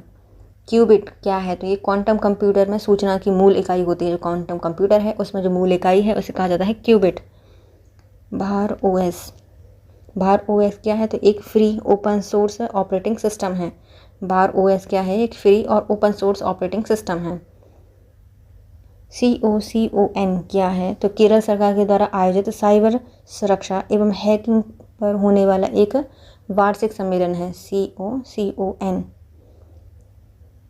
कोकन, ये केरल के द्वारा इसको हर साल आयोजित कराया जाता है जो कि साइबर सुरक्षा और हैकिंग से जागरूकता फैलाता है। नेक्स्ट आता है साइन, ये क्या है? सिक्योर एप्लीकेशन फॉर इंटरनेट है। यह आर्मी के द्वारा विकसित किया गया है 2020 में। साइबर सुरक्षा से संबंधित जो मैसेजिंग होते हैं मोबाइल एप्लीकेशन को विकसित किया गया है। साई क्या है? एक मैसेजिंग मोबाइल एप्लीकेशन है जिसको आर्मी के द्वारा 2020 में विकसित किया गया था। हार्मिट क्या है? तो हार्मिट एक स्पाईवेयर है जो कि कजाकिस्तान से संबंधित है। कजाकिस्तान है तो सारा काज मिटा देगा, तुम्हारा काज सारा मिटा देगा। कजाकिस्तान से संबंधित है हार्मिट। नेक्स्ट आता है वीक पासवर्ड के उदाहरण क्या हो सकते हैं? तो आपका नाम, जन्म दिवस, फ़ोन नंबर, ये क्या होते हैं? वीक पासवर्ड होते हैं। स्ट्रॉन्ग पासवर्ड किसका कॉम्बिनेशन होता है? तो इसमें अल्फ़ाबेट होंगे, नंबर होंगे, स्पेशल संकेत होंगे। पेगासस स्पाईवेयर है, किससे नाम से भी जाना जाता है? इसे स्वीट कहा जाता है। क्या कहा जाता है? स्वीट भी कहा जाता है पेगासस। और ये किसका है? इजराइल का है। एक ईमेल जो एक स्रोत से उत्पन्न दिखता है लेकिन वास्तव में दूसरे से भेजा जाता है, इसे क्या कहा जाता है? स्पूफिंग कहा जाता है। किसी और से उत्पन्न हुआ दिखाता है लेकिन कहीं और से भेजा जाता है, उसे स्पूफिंग कहा जाता है। हनी पॉट्स क्या हैं? तो ये हैकर्स को लुभाने के लिए प्रलोभन के रूप में प्रयोग किए जाने वाले सॉफ्टवेयर होते हैं। जो हैकर्स को लुभाने के लिए प्रलोभन के रूप में प्रयोग किए जाते हैं, इन्हें क्या कहा जाता है? हनी पॉट्स कहा जाता है। चलो इनको करते हैं रिवाइज। पहले आते हैं NTRO। ये किसके अंतर्गत काम करता है? तो प्रधानमंत्री कार्यालय PMO के अंतर्गत सलाहकार में नियंत्रणाधीन होता है। पूरा नाम क्या है? नेशनल टेक्निकल रिसर्च ऑर्गेनाइजेशन है। 2004 में इसकी स्थापना की गई थी। भारतीय साइबर अपराध समन्वय केंद्र I4C की स्थापना अक्टूबर 2018 में नई दिल्ली में की गई है। बुडापेस्ट कन्वेंशन 1 जुलाई 2004 को हुआ था। बुडापेस्ट कन्वेंशन साइबर क्राइम से संबंधित है। नेक्स्ट आते हैं स्मार्ट डॉग क्या है? जो एक सॉफ्टवेयर है जिसका प्रयोग साइबर मतलब जो कंप्यूटर वायरस होते हैं उनको भगाने में किया जाता है। पैलाडियम क्या है? तो माइक्रोसॉफ्ट के द्वारा बनाया गया था कंप्यूटर को सुरक्षित रखने के लिए। हैंडशेक क्या है? एक ऐसा सूचना की श्रृंखला है जो कि एक कंप्यूटर से दूसरे कंप्यूटर में सूचनाओं का आदान प्रदान आसानी से कर देता है। ब्लॉकचेन क्या है? हैकिंग साइबर अपराध से जुड़ा हुआ है। भारत में ब्लॉकचेन एक पायलट प्रोजेक्ट है जिसको तेलंगाना आंध्र प्रदेश में स्टार्ट किया गया है। डेटा इंक्रिप्शन की आवश्यकता क्यों होती है? प्रमाणीकरण के लिए, गोपनीयता के लिए, नियामक अनुपालन और सुरक्षा के लिए। क्रैकिंग किसी की इजाज़त के बगैर इंटरनेट सुरक्षा को तोड़कर कंप्यूटर में डाटा चुराना क्रैकिंग कहलाता है। क्रैकिंग को अंजाम देने वाले व्यक्ति को हैकर या क्रैकर कहा जाता है। की लॉगर क्या होता है? जो की होती है उनकी निगरानी रखता है और उनको रिकॉर्ड कर लेता है। स्कीवियर है, ये क्या है? एक फ्री यूजर्स को क्या कहता है? फ्री एंटीवायरस या फिर सॉफ्टवेयर डाउनलोड करने के लिए प्रलोभन देता है।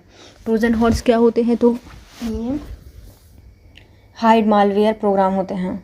नेटवर्क वायरस किस माध्यम से फैलता है? तो स्थानीय नेटवर्क क्षेत्र लैन इंटरनेट के माध्यम से फैलता है। डायरेक्टरी वायरस क्या होता है? तो ये जो फाइल का पाथ होता है वो बदल देता है। IBM द्वारा भारत में पहला साइबर सुरक्षा केंद्र बनाए गए थे बेंगलुरु में। क्यूबिट क्या है? तो जो क्वांटम कंप्यूटर है उनसे सूचना की मूल इकाई से संबंधित है क्यूबिट। भार OS क्या है? तो भारत में free open source operating system है। कुकन क्या है? तो कुकन केरल सरकार के द्वारा साइबर सुरक्षा एवं हैकिंग पर लगाए जाने वाले वार्षिक सम्मेलन से संबंधित है। साइन क्या है? तो इसको आर्मी के द्वारा स्टार्ट किया गया था 2020 में। साइबर सुरक्षा से संबंधित एक मैसेजिंग मोबाइल एप्लीकेशन है। हर्मिट क्या है? तो कजाकिस्तान का एक स्पाईवेयर है। वीक पासवर्ड क्या होता है? नॉर्मल अपडेट, जन्म, फ़ोन नंबर रख लो। स्ट्रॉन्ग पासवर्ड क्या हो जाए? इसमें अल्फ़ाबेट, नंबर, संकेतक होंगे। पेगासस क्या है? इसरो का एक स्पाईवेयर है। इसे स्वीट के नाम से भी जाना जाता है। एक मेल जो एक स्रोत से उत्पन्न हुआ है लेकिन दूसरे से उत्पन्न होता है वास्तविक में, तो उसे कहा जाता है स्पूफिंग। हनी पॉट्स क्या होते हैं? तो हैकर्स को लुभाने के लिए प्रलोभन के रूप में उपयोग किए जाने वाले सॉफ्टवेयर कहलाते हैं हनी पॉट्स। नेक्स्ट आते हैं साइबर अपराध के आर्थिक अपराध के उदाहरण क्या होते हैं? तो सलामी हमला, साइबर स्टॉकिंग, पायरेसी, स्पूफिंग, ये सब क्या होते हैं? आर्थिक आक्रमण होते हैं, आर्थिक अपराध होते हैं। साइबर सिक्योरिटी के प्रमुख खतरे में वर्तमान समय में क्या शामिल है? तो इसमें malware, hacking, cracking, spam, fishing, bullying आदि सब आते हैं। हैकिंग को रोकने के लिए कौन सी तकनीक प्रयोग की जाती है? तो इसमें एयर क्रैकिंग का प्रयोग या वाईफाई हैकिंग का प्रयोग किया जाता है। कंप्यूटर को हैक करने के लिए मौजूद कंप्यूटर कोड का उपयोग करने वाले व्यक्ति को क्या कहा जाता है? इन्हें कहा जाता है स्क्रिप्ट क्रिटिक्स। नेक्स्ट आते हैं वाइट हेड हैकर क्या होते हैं? लोगों को सुरक्षा देने के लिए नियुक्त किए जाते हैं। वाइट हेड हैकर को कौन नियुक्त करता है? तो सरकार द्वारा, किसी संस्थान के द्वारा भी इसको नियुक्त किया जा सकता है। हैकिंग कानून कब हो सकता है? जो कानूनी कब होगा? जब बिना दुर्भावना और अनुमति के साथ की जाए। इथिकल हैकिंग क्या हो जाएगी? कानूनी हो जाएगी। हैकिंग का प्रयोग कंप्यूटर या नेटवर्क में इसलिए किया जाता है कि नेटवर्क की कमजोरियों का पता लगा सकें और उन्हें ठीक किया जा सके, इसलिए हैकिंग की जाती है। और ये कौन करता है? वाइट हेड हैकर करते हैं, इथिकल हैकर्स करते हैं। ब्लैक हेड हैकर्स दक्षता का गलत इस्तेमाल करके क्या काम करते हैं? तो गैरकानूनी काम करते हैं। ब्लैक हेड हैकर किस तरह के अवैध कार्य करते हैं? तो ये किसी की निजी जानकारी चुराएंगे, उन्हीं के अकाउंट को हैक कर लेते हैं। ग्रे हेड हैकर्स किस प्रकार के काम करते हैं? तो ये कुछ समय के लिए तो अच्छा काम करते हैं लेकिन कभी कभी ये गैरकानूनी काम भी कर सकते हैं। रेड हेड हैकर क्या होते हैं? पूरी तरह से ब्लैक हेड हैकर को गिराने के लिए बनाए जाते हैं red head hacker. Blue head hacker software की कमियों को कब उजागर करते हैं? जब सॉफ्टवेयर को उपयोग करने से पहले इनकी खामियां पता करेंगे और उनको ठीक करेंगे। जो एक्टिविस्ट होते हैं आमतौर पर क्या काम करते हैं? तो वेबसाइटों को हाईजैक करते हैं और हाईजैक वेबसाइटों पर संदेश छोड़ने का काम करते हैं एक्टिविस्ट। साइबर वॉरफेयर में दूसरे देशों के कंप्यूटर नेटवर्क से क्या चुराया जाता है, तो उनकी संवेदनशील डाटा को चुराया जाता है। जब संवेदनशील डेटा चुराते हैं, कौन चुराता है? स्पाईवेयर चुराते हैं। जो साइबर वॉरफेयर है, इसमें दूसरे देशों की कंप्यूटर से क्या चुराएंगे? वो संवेदनशील डेटा को चुराएंगे। इन्वेस्टड्रॉपिंग में अटैकर किस चीज़ की जानकारी रखता है? तो ये भेजे जाने वाले संकेतों की। इन्वेस्टड्रॉपिंग अटैकर किस चीज़ की जानकारी रखता है? तो भेजे जाने वाले संकेतों की ये निगरानी रखता है। साइबर स्टॉकिंग में साइबर अपराधी उपयोगकर्ता से चैटिंग के दौरान कौन सी जानकारी हासिल करते हैं? तो उनका नाम, पता, मोबाइल नंबर और अन्य जानकारियों को प्राप्त की जाती है साइबर स्टॉकिंग के समय। स्पूफिंग का प्रयोग एक कंप्यूटर दूसरे कंप्यूटर सिस्टम या उपयोगकर्ता को किस लिए करता है? उनको छलने के लिए। स्पूफिंग का प्रयोग किया जाता है छलने के लिए।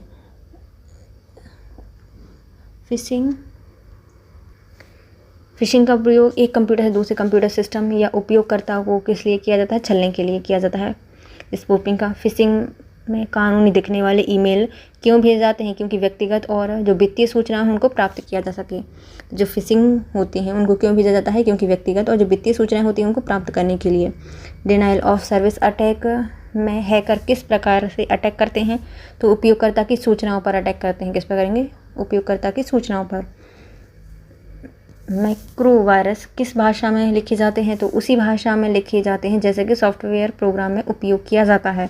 तो मैक्रो वायरस किस भाषा में लिखे जाते हैं? तो उसी मैक्रो भाषा में जैसा कि सॉफ्टवेयर प्रोग्राम में लिखा जाता है। वॉर्म क्या करके मेमोरी को भरते हैं? तो ये खुद की कॉपी बनाकर तेज़ी से मेमोरी को भर देता है। कुछ कंपनी स्पाईवेयर का प्रयोग क्यों करती हैं? अपने कर्मचारियों की गतिविधियों पर नज़र रखने के लिए। क्राइमवेयर किस लिए तैयार किया गया है? तो इंटरनेट पर जो क्राइम है उनको करने के लिए क्राइमवेयर इस्तेमाल किया जाता है। क्राइमवेयर का इस्तेमाल किसके लिए है? तो ये थ्रेफ्ट और जो फ्रॉड होते हैं उनके द्वारा किया जाता है क्राइमवेयर का प्रयोग। रैंसमवेयर में पैसा मिलने पर क्या होता है? तो ताला खोल देते हैं। इनको पैसा मिलेगा तो ये क्या करेंगे? ताला खोल देंगे जिन फाइलों पर इन्होंने लगाया था। पेगासस स्पाईवेयर उपयोगकर्ता की किस जानकारी को नुकसान पहुंचाता है? तो ये मोबाइल कंप्यूटर से गोपनीय एवं व्यक्तिगत जानकारियों को नुकसान पहुंचाता है। मैक्रोवेयर किस सॉफ्टवेयर में फैलने वाले वायरस को कहा जाता है? तो एप्लीकेशन सॉफ्टवेयर में फैलने वाले वायरस को कहा जाता है मैक्रो वायरस। स्टैंडॉग है, ये क्या है? तो एक एंड्रॉयड ऑपरेटिंग सिस्टम मालवेयर है। स्टैंडॉग क्या है? तो एक एंड्रॉयड ऑपरेटिंग सिस्टम का मालवेयर है। चलो हम इनको पूरा करते हैं। तो पहले साइबर अपराध के आर्थिक अपराधों के उदाहरण क्या क्या हो जाएंगे? इसमें सलामी हमला होगा, साइबर स्टॉकिंग होगी, पायरेसी होगी, स्पूफिंग होगी। साइबर सिक्योरिटी में प्रमुख खतरा होता है मालवेयर का, हैकिंग का, क्रैकिंग का, स्पैम का, फिशिंग का और बुलिंग का। जो हैकिंग रोकने के लिए किसका प्रयोग किया जाता है? जिस तकनीक का उसे ईयर क्रैकिंग या वाईफाई के लिए प्रयोग किया जाता है। कंप्यूटर को हैक करने के लिए उसमें जो कोड दिए रहते हैं कंप्यूटर को उनका प्रयोग करेंगे तो स्क्रिप्टिस कहा जाएगा। वाइड हेड हैकर क्या होते हैं? लोगों को सुरक्षा देने के लिए बनाए जाते हैं। इनको सरकार या कोई संस्था नियुक्त करती है। हैकिंग यदि कानूनी है तो वो क्या कहलाती है? इथिकल हैकिंग कहलाती है, आपकी अनुमति से करेंगे। हैकिंग का प्रयोग नेटवर्क में इसलिए किया जाता है ताकि उनकी क्या किया जा सके? कमजोरियाँ पता लगाई जा सकें।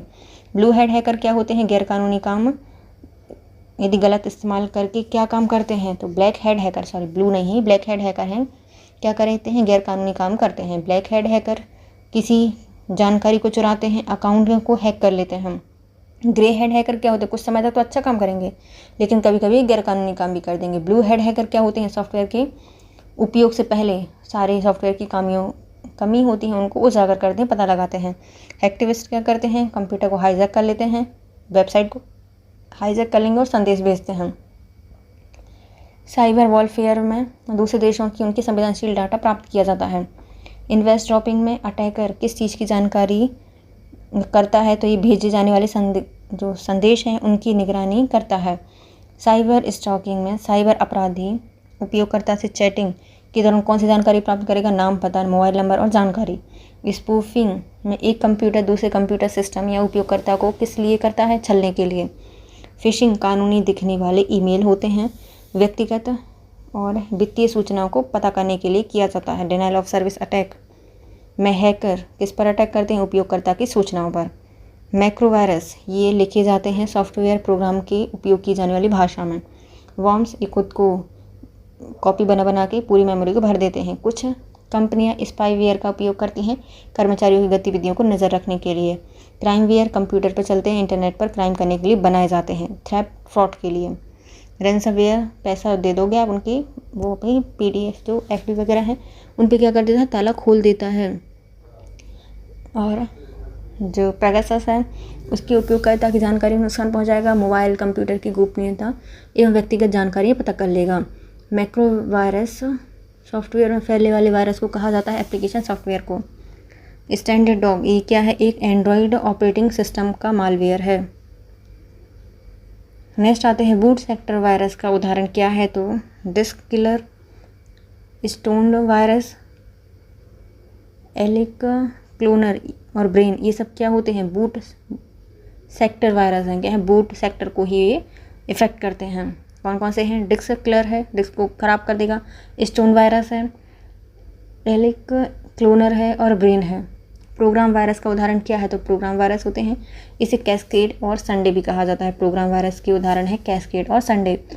ब्राउज़र हाईजैक वायरस के उदाहरण क्या होते हैं, तो ब्राउज़र हाईजैकर के जो वायरस के उदाहरण हैं वो हैं स्वीट पेज और आस्क टुकवेयर। क्या है, स्वीट पेज और आस्क टुकबार, ये सब क्या है, ब्राउज़र हाईजैकर वायरस है। मैक्रो वायरस का उदाहरण क्या है, तो ये वर्ड कॉन्सेप्ट पर काम करते हैं, WMB पर और वर्ड कॉन्सेप्ट हैं इस पर ये काम करते हैं। रूट किटीज़ क्या होते हैं, तो रूट किट्स जो होते हैं वो कंप्यूटर सिस्टम में एडमिनिस्ट्रेटिव लेवल पर कंट्रोल और नियंत्रण करते हैं। जो एडमिनिस्ट्रेटिव लेवल होता है उस पर क्या करेंगे, कंट्रोल करेंगे, नियंत्रण प्राप्त करते हैं। वॉर्म क्या करते हैं, ये तो कुछ कॉपी बनाते हैं। इसमें आते हैं मॉरिश, आई लव और बंगले, ये सब क्या होते हैं, वार्म होते हैं। वार्म है मॉरिश, आई लव और बंगले, ये सब क्या होते हैं, वार्म होते हैं। स्पाईवेयर का उदाहरण क्या है, तो पेगासस एक स्पाईवेयर है और कूल वेब सर्च भी एक स्पाईवेयर है और जेंटो, ये सब क्या होते हैं, स्पाईवेयर के ही उदाहरण हैं। रैंसमवेयर क्या है, तो इसमें आता है वानाक्राई, पैक्टिया, बैड क्रिड जो बैड रैबिट होते हैं वो, और लॉक, ये सब क्या होते हैं, रैंसमवेयर होते हैं। फ्ली जो ये फ्री में नहीं आते, रैंसमवेयर हैं और स्पाईवेयर है। स्पाईवेयर के कौन कौन से हैं, पेगासस है, कूल वेब सर्च है और जेंटो है। की लॉकर किस तरह के होते हैं, तो ये मालवेयर होते हैं और स्पाईवेयर प्रोग्राम है। एडवेयर क्या दिखाता है, तो कंप्यूटर सिस्टम में अनचाहे विज्ञापन को दिखाता है। जो बोटनेट है किसका इस्तेमाल करते हैं, तो लॉगिन पासवर्ड को चुराते हैं और कंप्यूटर को कंट्रोल करने का काम करते हैं बोटनेट। ट्रोजन हॉर्स क्या होते हैं, इसमें आते हैं JS zero access root kit होते हैं। जो ट्रोजन हॉर्स होते हैं ये किसका उदाहरण होते हैं, ये होते हैं JS का ज़ीरो एक्सेस रूट किट का। नेटवर्क वायरस का उदाहरण कौन सा है, तो SQL, सेमर और निंदा, ये सब क्या होते हैं, नेटवर्क वायरस है। नेटवर्क वायरस में आते हैं SQL, स्लेमर और निम्दा। प्रॉक्सी सर्वर कंप्यूटर से जुड़ने के अनुरोध की जांच किसके अनुसार करता है, तो निर्धारित जो नियम है उनके अनुसार उनकी जांच करता है।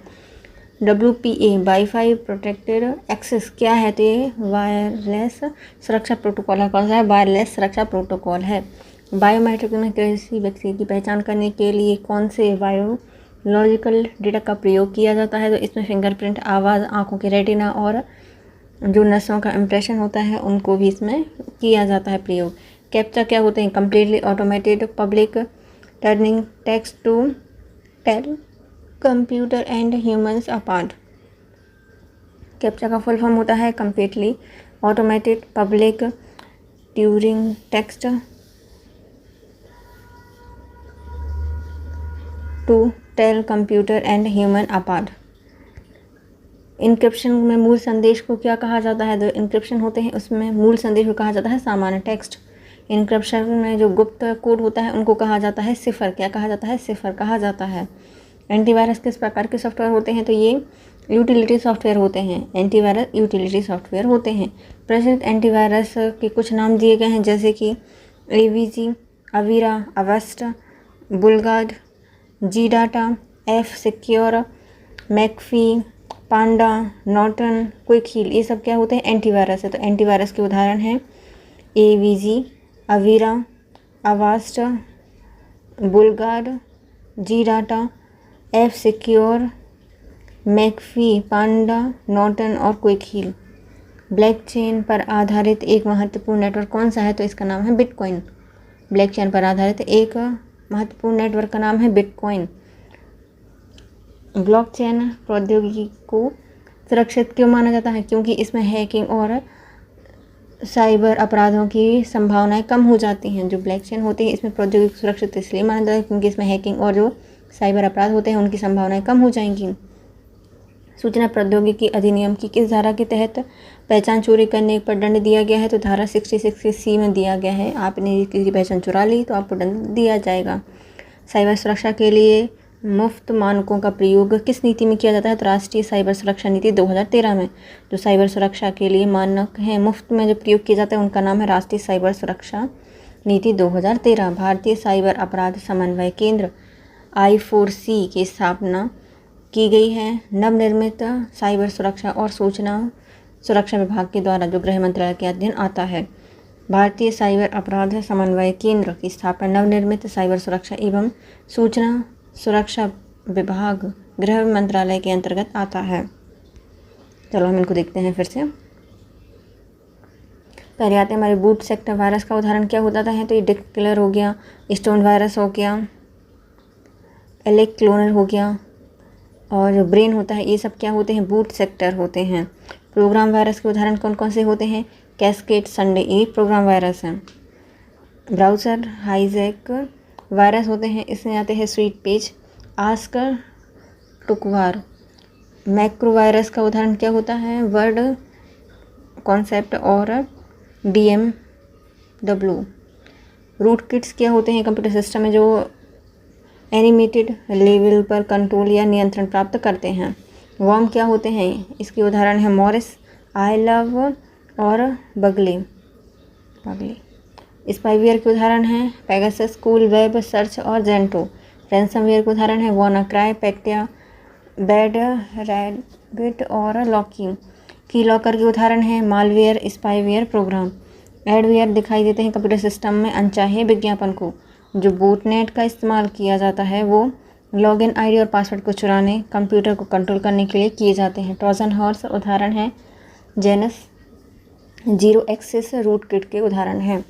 नेटवर्क वायरस का उदाहरण क्या हो जाएगा? SQL, स्लिमर और निम्दा। ये क्या होते हैं? निम्दा ये नेटवर्क वायरस होते हैं। प्रॉक्सी सर्वर कंप्यूटर के नेटवर्कों से जुड़ने के लिए अनुरोध की जांच किस अनुसार करता है? तो निर्धारित नियमों के अनुसार करता है।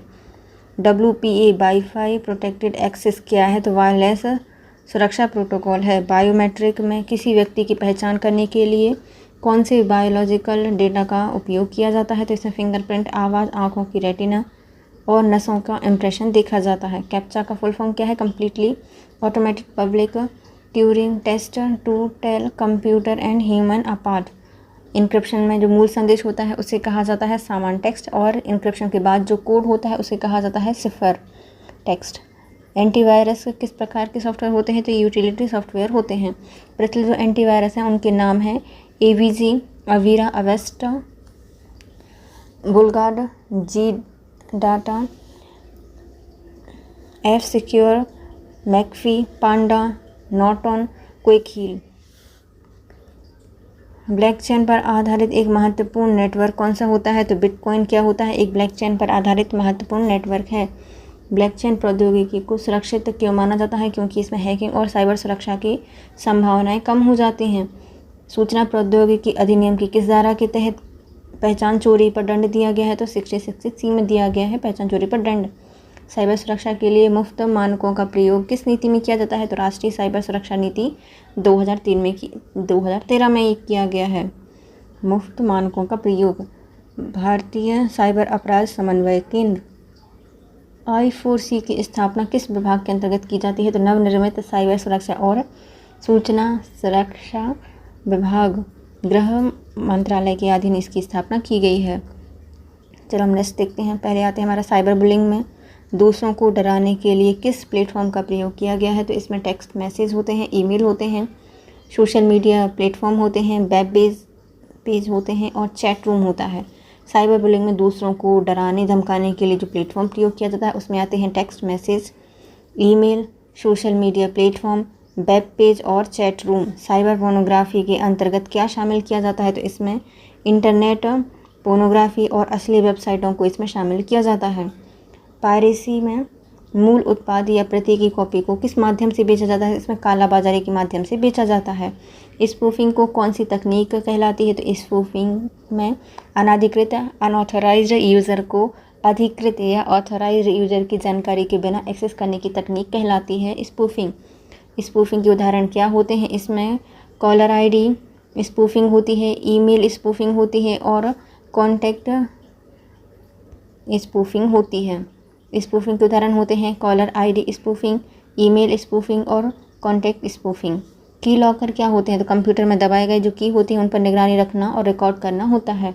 स्केयरवेयर किन चीज़ों का लालच देते हैं, तो ये फ्री, एंटीवायरस और सॉफ्टवेयर को डाउनलोड करने का लालच देते हैं। स्केयरवेयर फ्री और एंटीवायरस सॉफ्टवेयर डाउनलोड करने का लालच देते हैं। बूट सेक्टर वायरस का उदाहरण क्या है, डिस्क किलर, ये सब क्या होते हैं, बूट सेक्टर वायरस होते हैं। डिस्क किलर क्या है, एक बूट सेक्टर वायरस है।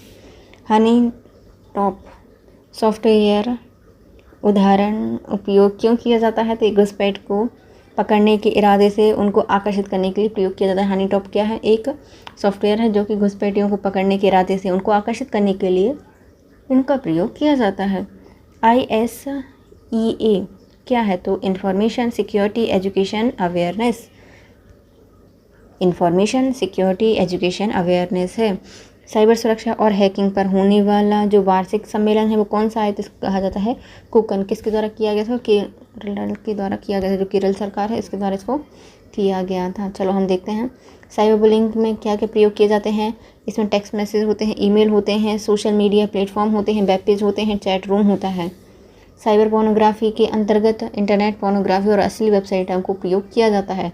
पायरेसी में जो सामान बेचा जाता है उसे कालाबाजारी के माध्यम से बेचते हैं। स्पूफिंग को कौन सी तकनीक कहलाती है, तो अनऑथराइज्ड यूज़र को ऑथराइज्ड या अधिकृत यूज़र की जानकारी के बिना एक्सेस करने की तकनीक है। स्पूफिंग का उदाहरण क्या है, तो ये caller ID spoofing, email spoofing और कॉन्टैक्ट स्पूफिंग के अंतर्गत आता है। की लॉगर क्या करता है, तो कंप्यूटर में दबाए गए जो की होती है उनकी निगरानी करता है, रिकॉर्ड करता है। स्केवेयर क्या है, तो जो लालच देता है फ्री एंटीवायरस सॉफ्टवेयर डाउनलोड करने का। बूट सेक्टर वायरस क्या होते हैं, डिस्क किलर, ये क्या है, बूट सेक्टर वायरस हैं। हनी पॉट सॉफ्टवेयर का उदाहरण क्या है, तो घुसपैठियों को पकड़ने के इरादे से उनको आकर्षित करने के लिए प्रयोग किए जाते हैं। हनी पॉट सॉफ्टवेयर हैं जो कि घुसपैठियों को पकड़ने के इरादे से उनको आकर्षित करने के लिए बनाए जाते हैं। ISEA क्या है, तो इंफॉर्मेशन सिक्योरिटी एजुकेशन अवेयरनेस है। इंफॉर्मेशन सिक्योरिटी एजुकेशन अवेयरनेस है। साइबर सुरक्षा और हैकिंग पर होने वाले जो वार्षिक सम्मेलन है उसको कहा जाता है कुकन। क्या कहा जाता है, कुकन कहा जाता है। नेक्स्ट आता है ई गवर्नेंस, जिसको हम पढ़ेंगे नेक्स्ट वीडियो में। तब तक के लिए bye guys. If you like my video please share subscribe and comment. Thank you so much guys, have a nice day.